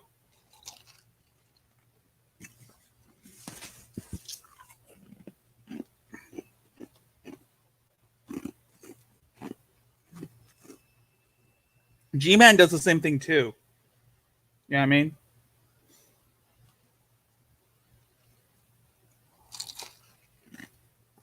G-Man takes a position on matters which then finds a way to back it up and ignores all evidence for the viewing. G-Man finds a way to back up his claims about the existence of God and ignores all evidence for the opposing viewpoint. Sorry. This is called a confirmation bias. And we all know that G-Man and Shanny and Rev are confirmation biased.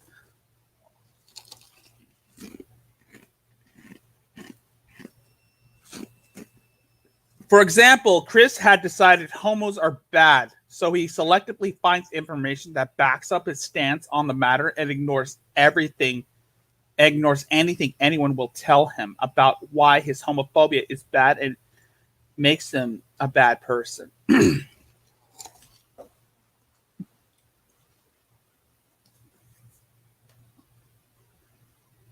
much like G-Man,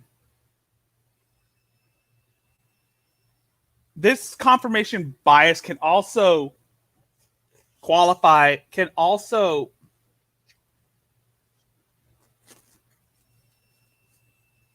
be used for G-Man for when he always says that all atheists are bad, and then he tries to find information that backs up his stance on the matter and ignores anyone that tells him otherwise.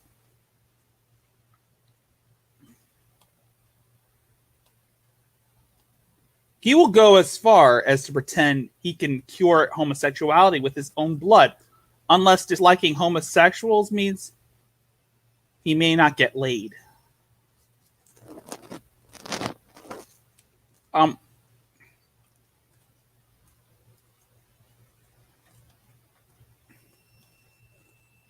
You probably seen my live stream where I went off on G-Man.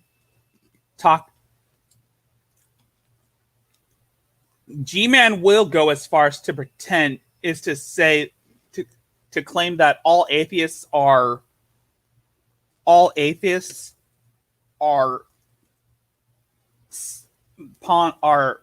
Satanists. All atheists are pawns, are minions of the devil, and that if anyone who doesn't accept Christ is going to burn in the lake of fire. G-Man will go as far as to say that all atheists are going to burn in the lake of fire because they are basically the work of the devil. And Rev probably borrowed this belief too. I'm pretty sure Shanny also believes this shit too. Unless I might be wrong, but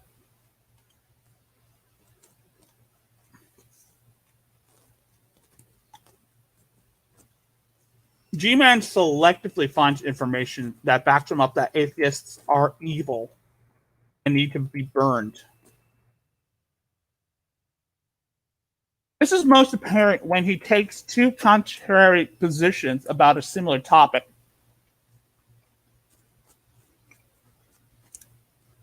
G-Man does the same thing too. He takes two contrary positions about a similar topic. The obvious example of this is Chris's understanding on the way parody functions. Chris will defend his right to make Sonichu to the hilt by claiming it is a parody. But then he states that Asperchu is a bad thing because it is the parody of a parody. As you can see, Chris has decided that he has every right to make Sonichu, so he backs this up with statements about his rights to parody existing trademark characters. But conversely, he has decided Asperchu is bad, so he supports this position by stating it is a parody of his legitimate work.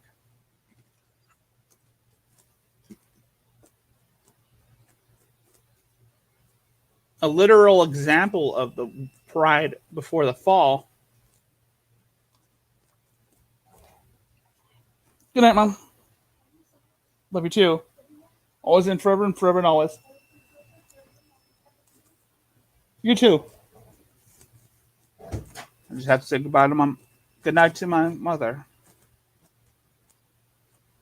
Hey, don't diss me.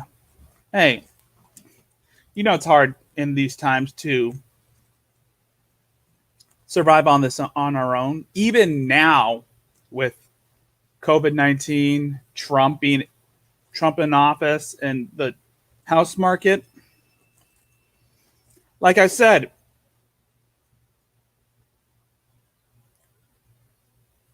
the only thing that's permanent is family. At the end of the day, family is all you have left. As I said before, at the end of the day, family is all you have left. But I digress.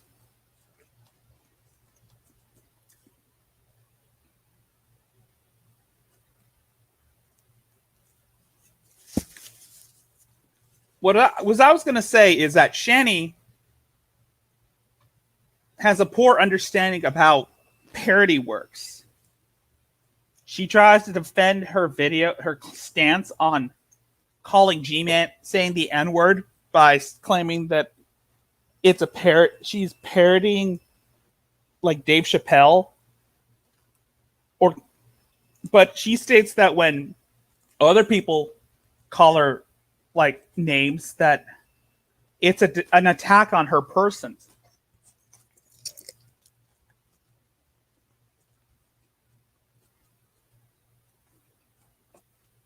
And she tries to back this shit up with whatever Dave Chappelle said. But conversely, has decided that other people are bad, so she'll support that.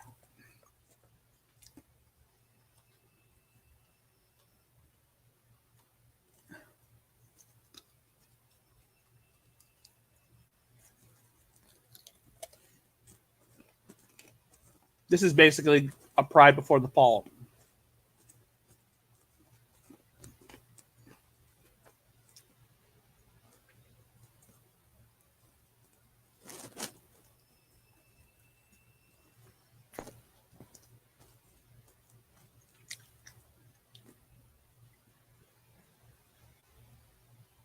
A literal example of the pride before the fall would be Chris's series of Facebook posts between April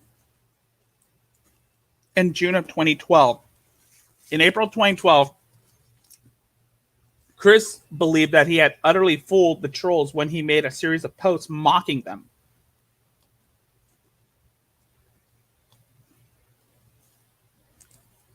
Shanny believed that she had fooled us by making videos mocking us and debunking us.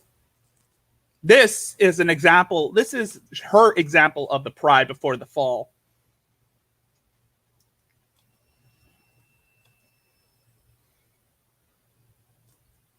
He even went so far as to post screenshots of the CWCki forum members talking about it.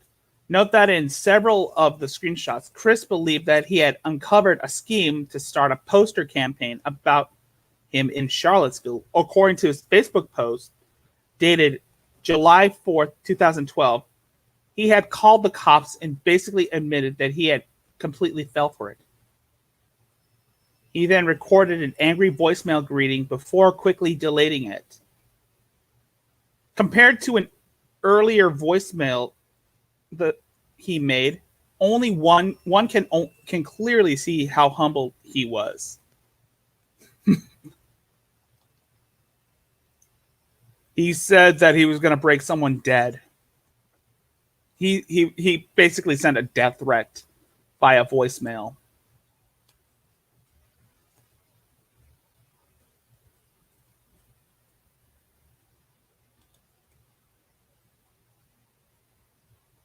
Here's the angry voicemail.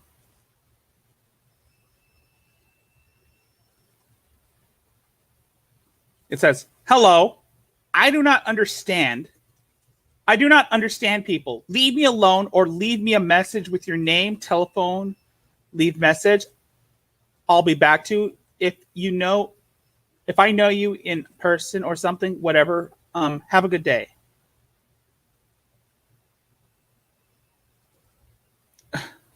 Oh yeah. This is basically a parody of the George's at Not at Home song. Oh, this is the one. "Your call is being forwarded to it. I don't give a damn service.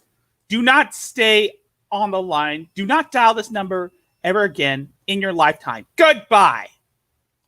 Tell me that doesn't sound like Shanny right there.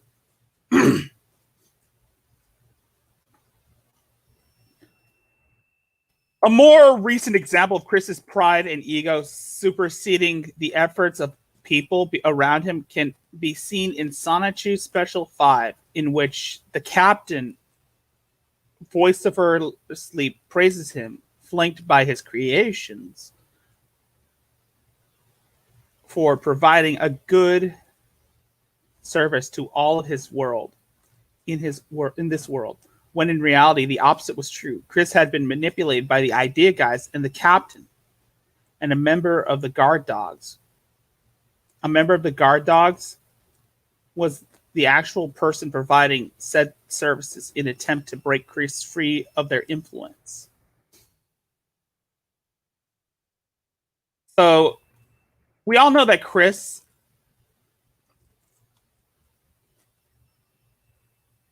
had been manipulated by the idea guys and the captain, a member of the guard dogs.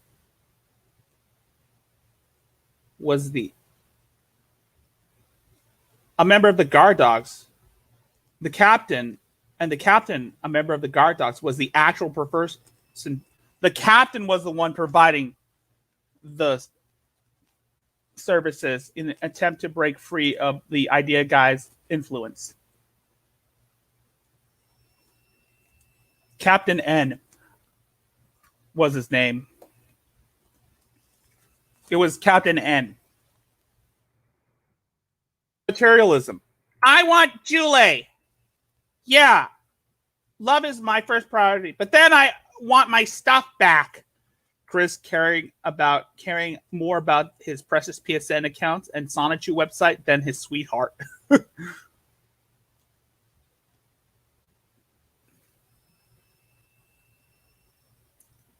By the way, my birthday is next Tuesday. So if you want to give me a birthday shout out, or one thing you guys can do for my birthday is to get me to 100 subscribers. And I'll do a stream thanking you guys while doing a quickie reading. Excuse me. It is clear that Chris is a materialist, a common symptom of narcissistic personality disorder. Sorry, I had something in my ear. Buying and hoarding large amounts of crap that can make him feel good about himself. We all know Shanny does the same thing too. We all know Shanny claims that she's not materialistic, but we all know damn well she is materialistic, because we've seen her do tort hauls,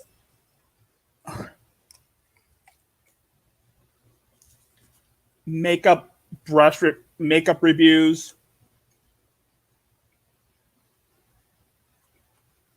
video games, and she might think she's not materialistic, but we all know damn well she is materialistic.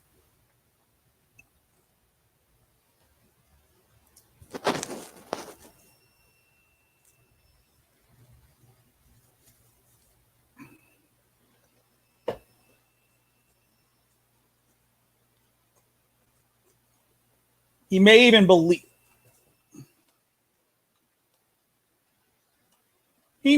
believe that his unhealthy amount of children's toys might attract a sweetheart.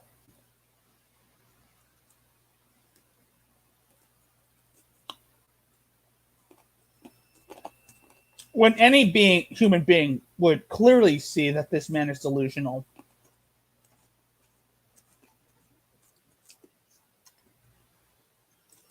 He doesn't seem to have a problem with getting money for sitting on his ass, claiming that he can get more from his tugboat than he could with an actual job.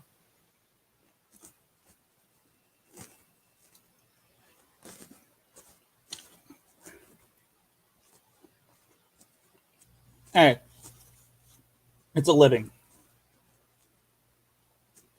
At the end of the day,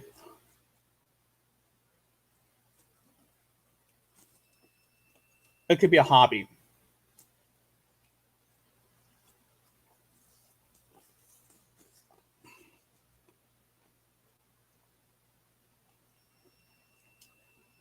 He has absolutely no concept of money and believes he's entitled to everything he can buy.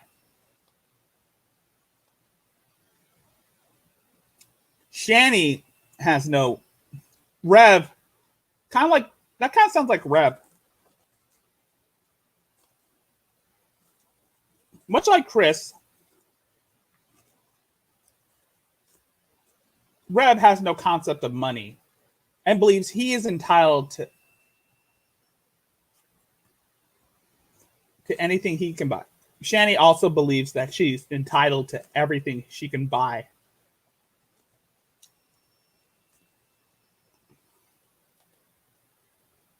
Or maybe it isn't. I don't know. Like, there are some parts in this article that I can compare to Chris, like the egotism and the persecution complex.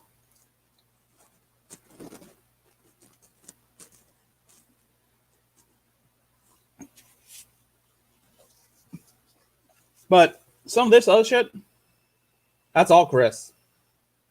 And maybe Trump.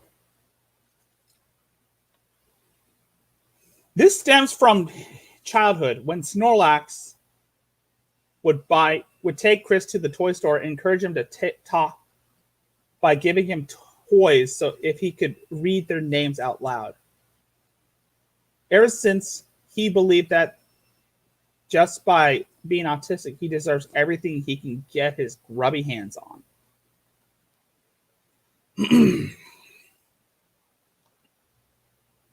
Shanny thinks that being mentally ill means that she could get her, which means she can get like a get out of jail free card.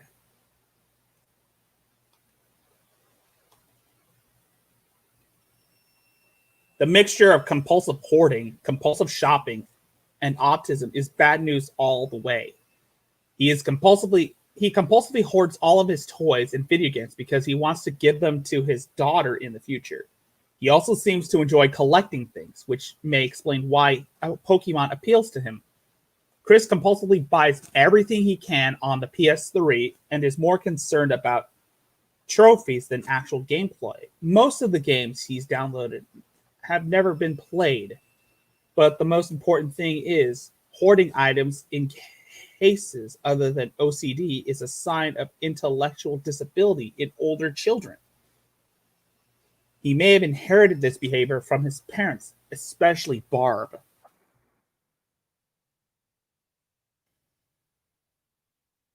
Tender misanthropy.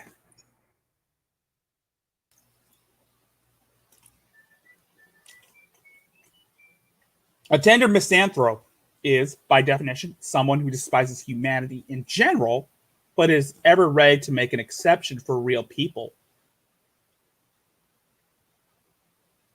In other words, an egotist who pretends to be benevolent. While it's obvious that Chris is an egotist, he truly believes that he's benevolent. He is the perfect example of a tender misanthrope, screaming death threats at others he knows of humanity, at what he knows of humanity. seeing that the social contact he gets is from the internet, while also believing that he is a kind, loving person who can give advice and act as a role model for children. This paragraph here, folks. This paragraph right here is one I can compare Christian. This paragraph here, folks, is another reason why I'm comparing ShannyforChrist to Christian. Much like Chris, Shanny is a tender misanthrope, which means that we all know that Shanny despises humanity in general.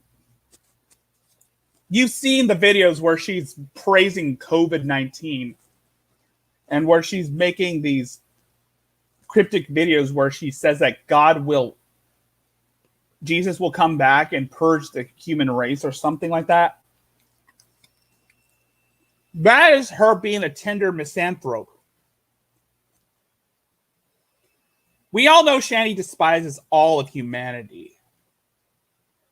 And yet she claims that she's a nice and loving person who is willing to give advice to people. Much like Christian, Shanny is an egotist who truly believes she's benevolent. So yes, much like Christian, Shanny is a perfect example of a tender misanthrope. She likes to scream death threats at what she knows of humanity, which is just basically people on the internet, while also believing that she is a kind, loving person who can give advice and act as a role model for her children.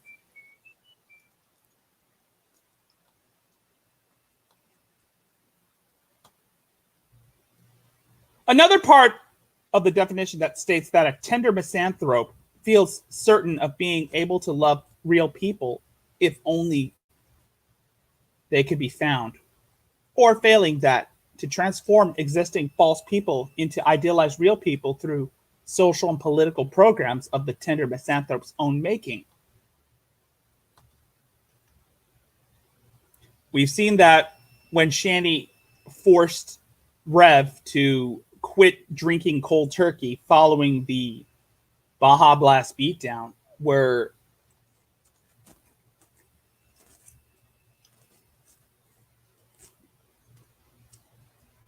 she tried to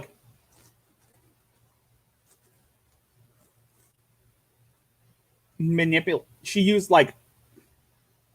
was transforming Rev into the ideal servant, subservient other, into a false person, into her idealized husband, by manipulating his naivety and warping his mindset to make him more subservient to her.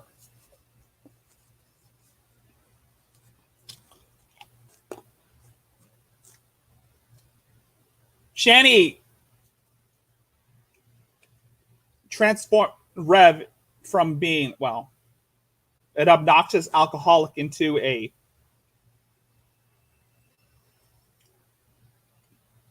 lapdog, into her personal lapdog, by forcing him to quit drinking cold turkey, which you're not supposed to do because it has a negative effect on your brain.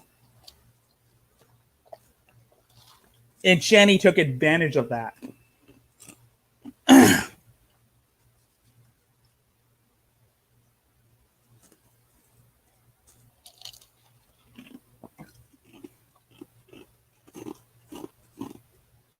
So I could say that Shanny is a tender misanthrope by definition.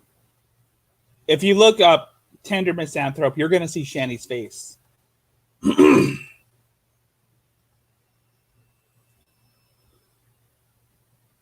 The way that Chris treats homos, seeing as he hates them all, no matter what he says, and wants to turn them straight by placing them into co-ed prisons, reprogramming them into straight via concentration camps, or by creating a vaccine that cures homosexuality, certainly fits the description.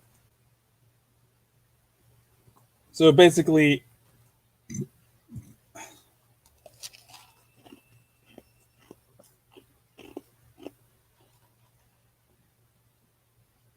Chris wants everybody to be exactly like him. Shanny does the same thing too. She's trying to like argue the fact that people like fatter women over skinny women, even though she is big as a house and as ugly as sin. She's gonna believe that she's hot shit. And remember that photo I showed you of Chris? That's something you can find on, you should find on, that should be found on OnlyFans.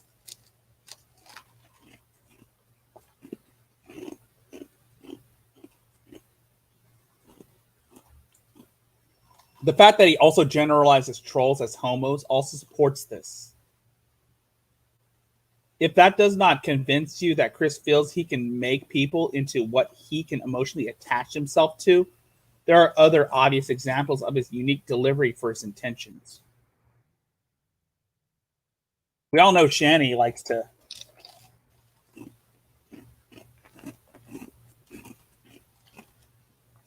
make people into her personal slaves.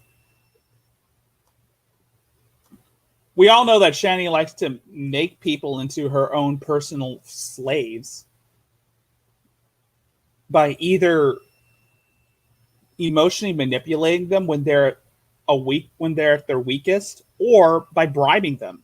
And we've seen this happen with Rev and G-Man, where in Rev's case, she forced him to quit cold turkey to the point where his brain could not function properly because it was being deprived of his dopamine intake.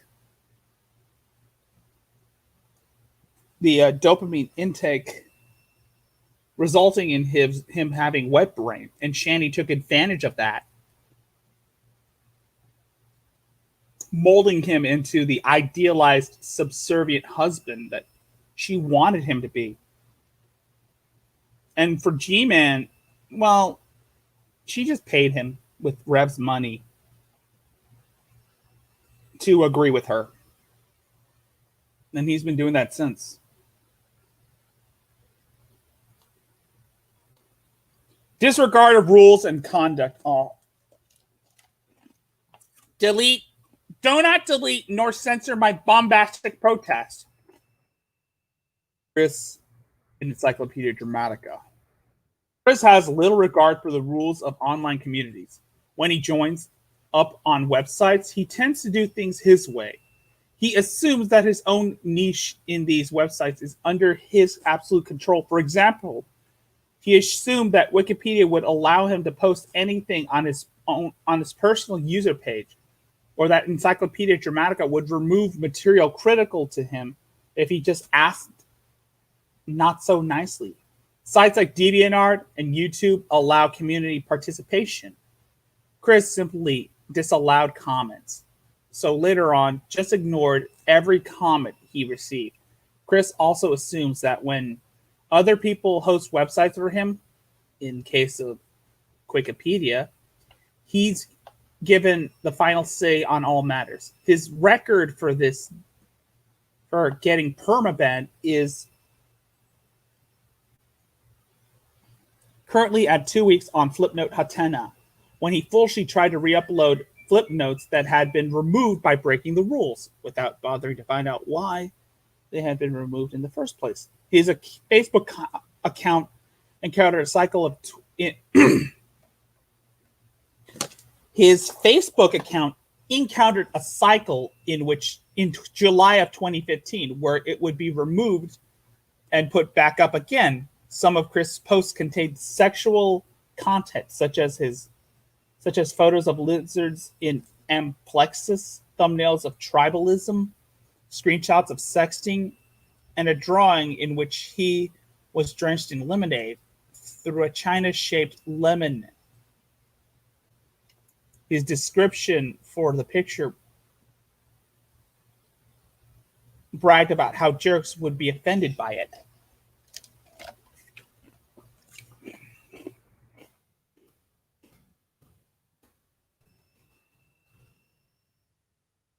Paranoia.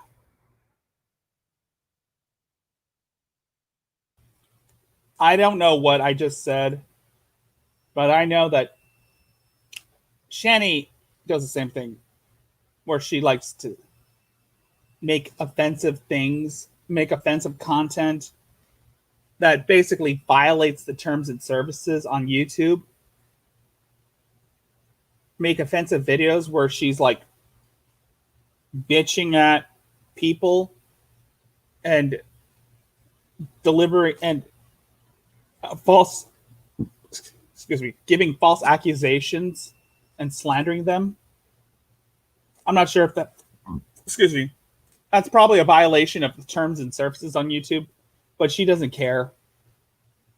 She does the same thing on Twitter, but then Twitter is garbage in general.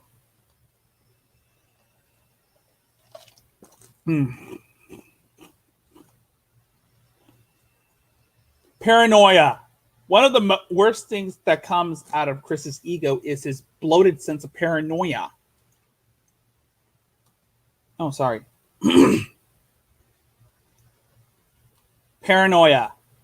One of the worst things that comes out of Chris's bloated ego is this bloated sense of paranoia. As mentioned before, Chris has taken to withholding certain information from trolls like an animal being shocked by a shock collar. However, this line of thinking has pushed Chris into believing that the entire world is out to get him. In the early days, it was simple. Jerk Cops and Mary Lee Walsh were conspiring to stop him from succeeding in his love quest. However, after the incident with the wallflower and the realization that there are many web pages devoted to him, it's caused Chris to see things in a bigger yet disturbing picture. One of the examples is this picture right here that I'm going to show. Right here. Typing or playing on his phone, he may be posting on forum or communicating with his kind. Continue to keep the distance. That's Chris. He has his head down, ATM. Going to wait until he leaves. I'm at McDonald's in Ruckersville. There is a BK young adult sitting behind me. He acknowledged me. He is quite possibly a troll.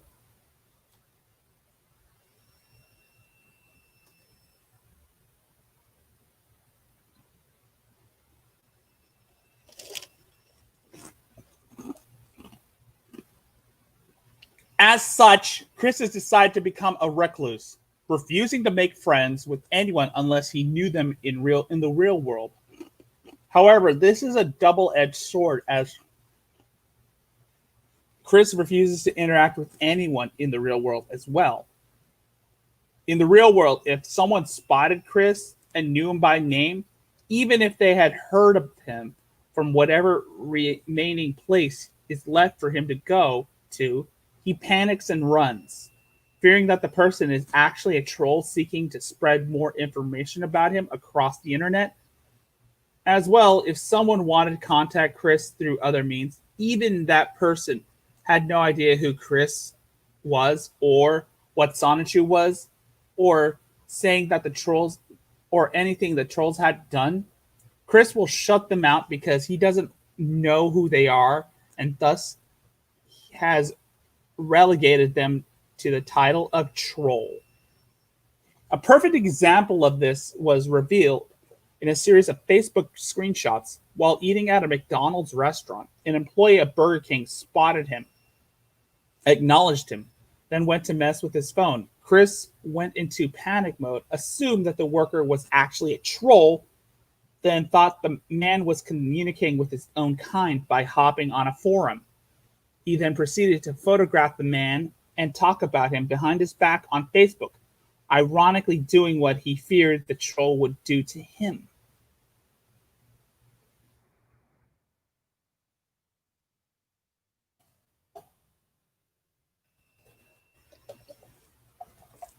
Surrendering information. If there was one thing Chris's ego would simply not allow, it's suppressing himself from giving way too much information about himself. If he feels that bragging about something would give him a one-up against the trolls or make himself look good, he'll freely announce it for everyone to hear. The most glaring example of this is this entire wiki, which was created using a lot of information provided by Chris himself. Back in the day, Chris viewed himself as an extremely popular internet celebrity with a true and loyal fan base, and as such would divulge a lot of information about himself so people would know him better, inclusive of personal information that nobody in their right mind would ever give away. However, there are times where he would do the opposite and surrender information that would make him look horrendously bad, sometimes without provocation. His enthusiastic revelation of his own fecal incontinence is the shining example of this. While this practice has diminished in recent times, with Chris making himself scarce out of fear that trolls would have more ammo to use against him, this habit of needlessly surrendering information still manages to surface. For example, when he claimed to lose his virginity, he couldn't help but announce it on his Facebook page, all the while swearing up and down that he would never divulge any details about it to the trolls. Mere weeks later, more details emerged on Facebook, leading to speculation that he actually bought a hooker, since we all know the inevitable end result of his sweetheart search, which he ended up confirming on May 1st, along with attending a Mythbusters tour, something which wasn't even brought up, but still revealed anyway. All the while claiming to remain button-slipped on the matter. Only time would tell when Chris finally revealed something to silence the naysayers. After all, it wouldn't be the first time it's happened. Sure enough, in December of 2014, a leaked account of Chris's experience with the hooker was released on the Kiwi Farms. He just never learns. In 2013, Chris's habit of needlessly surrendering information returned with a vengeance.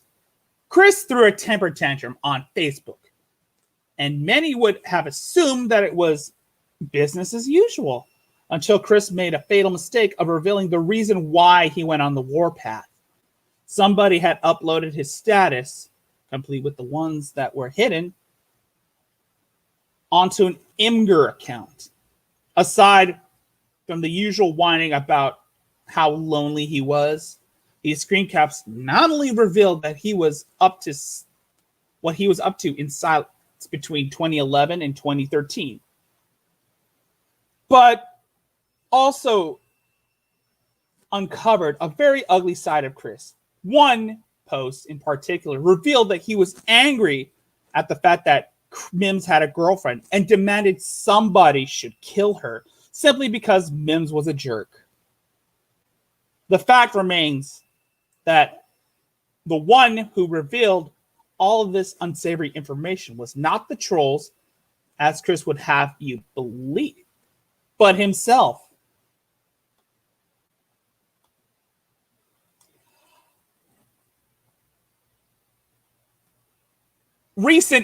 Shanny's recent videos shows a much uglier side of Shanny.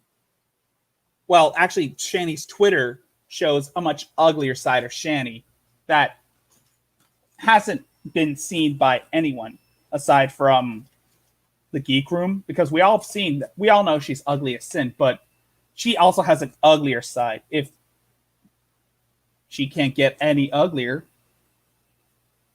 One post in particular revealed that Shanny was angry at the fact that her mother spoke to her ex-husband about her, to the point that she demanded that somebody should kill her own, and demanded that somebody should kill her own mother because she was a bitch.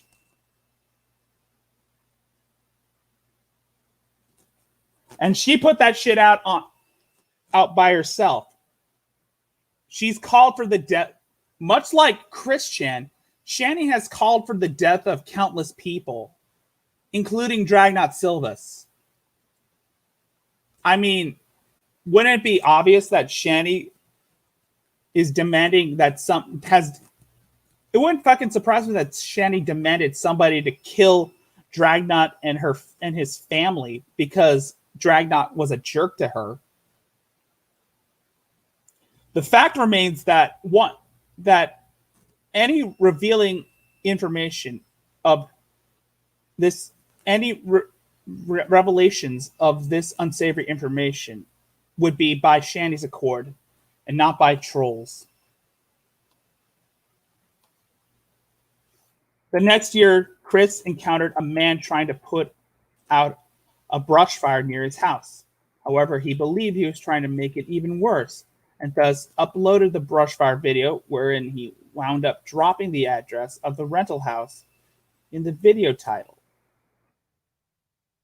I am so fishing for sympathy.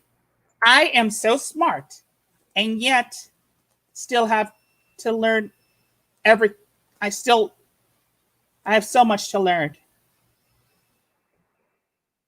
Oh my God. This entire article itself is why I'm making this stream, because it basically shows how much I can compare Shanny to Christian.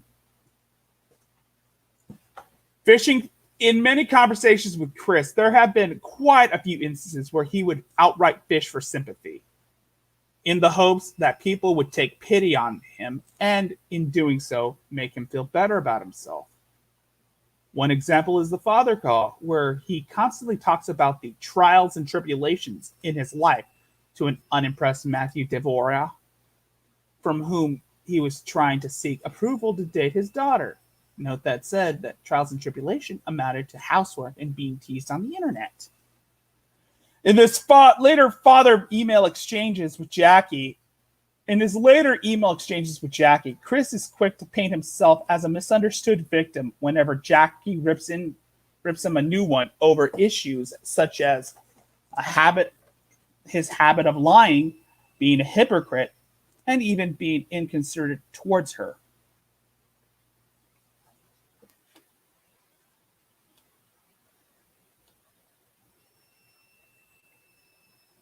Shanny, whenever someone makes a video, whenever someone comes into Shanny's streams or comes into her chats, Shanny is quick to paint herself as a misunderstood victim whenever Dragnot rips her a new one, such as her habits of lying, being a hypocrite, and being inconsiderate towards him.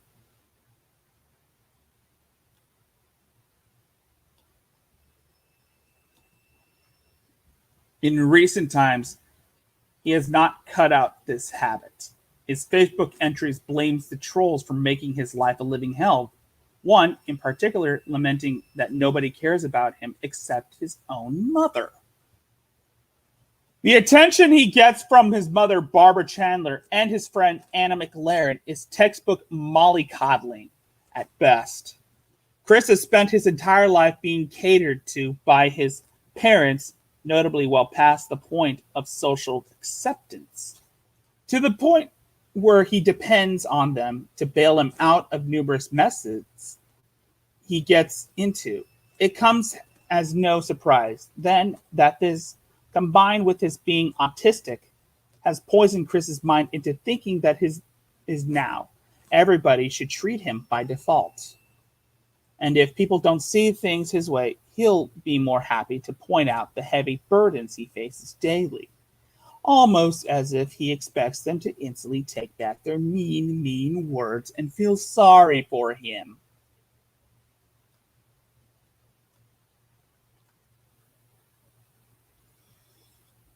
It comes to no surprise that Shanny does the same thing too. Being a person with borderline personality, being a single mother with borderline personality, being a victim of sexual abuse, as well as having borderline personality disorder. This combined victim complex, where as a result of her previous encounters with multiple partners following her, as a result of her sexual abuse from when she was 16, as well as her borderline personality disorder and other mental illnesses, has poisoned Shanny's mind into thinking that everybody should treat her as though she was a victim of persecution.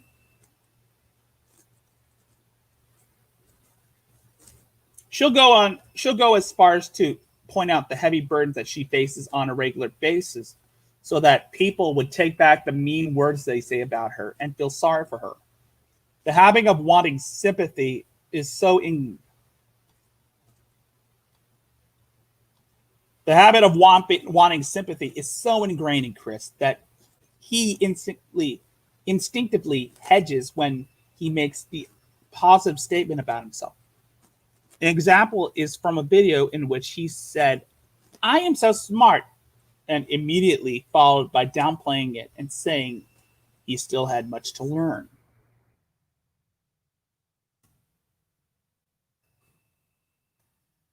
War against the ego. One of the main forces opposing Chris's ego are the White Knights. These misguided souls have attempted to get Chris to understand that what he's doing is ridiculous and that he needs to grow up. Instead, he brushed them aside, assuring himself that he was the true and honest and could do no wrong. One of the more particular White Knights, Vivian G, became a troll when she couldn't get through to Chris.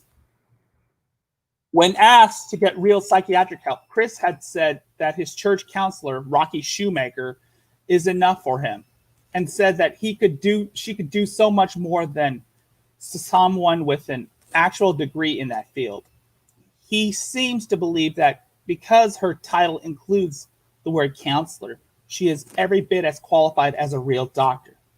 The fact that most pastoral counselors see people for free probably helps as well, since Chris would never spend part of his precious monthly tugboat on something useful where there are video games to buy.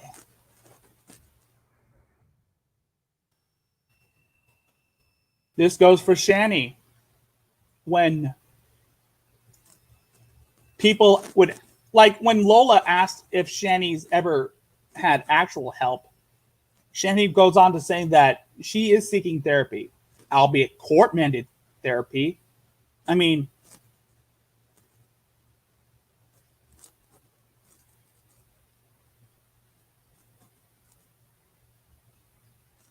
then again, I highly doubt Shanny would spend whatever money Jason has left on an actual trained professional when she has makeup brushes to buy.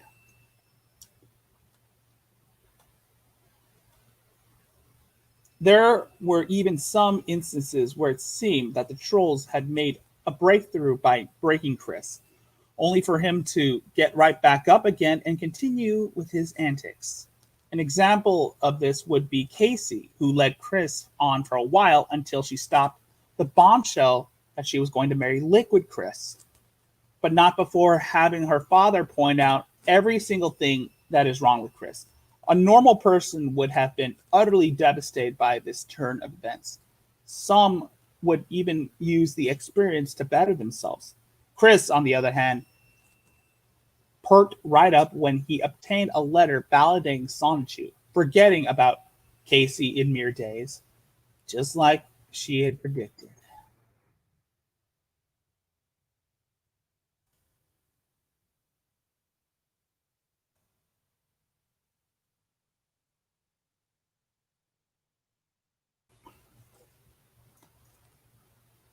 Anyway, that does it for this quickie article. Anyway, with that being said, you could say that Shanny does the same thing too. I mean, I've given hints, I've given some references to Shanny, and I've given some tidbits that Shanny does the same thing as Chris does in several areas. I mean, much like Chris Chan, ShannyforChrist is egotistical and arrogant as a person can be. And anyone who tells her differently, and anyone who tries to like either help her, give her advice, or even talk about her is considered a troll or a cyberbully who's been sexually harassing her. That's the reason why I've been comparing Shanny to Chris Chan for a while. Because they both have the same mindset that if anyone talks about them is a bully or a troll.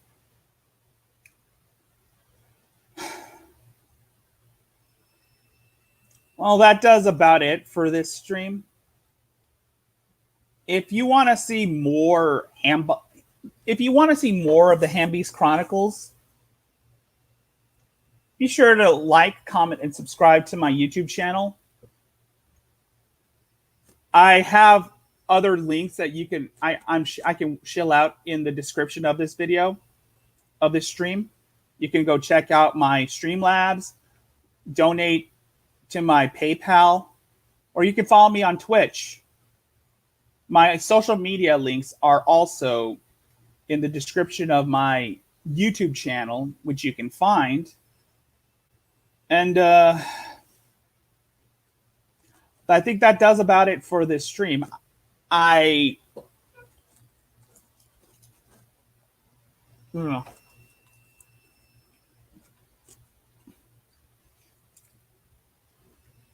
I wanted to do this because this wasn't the turn I was going for. But it'll do otherwise because, well, I needed to get this out. So I'll talk to you guys next time. So peace out, folks, and marinara sauce.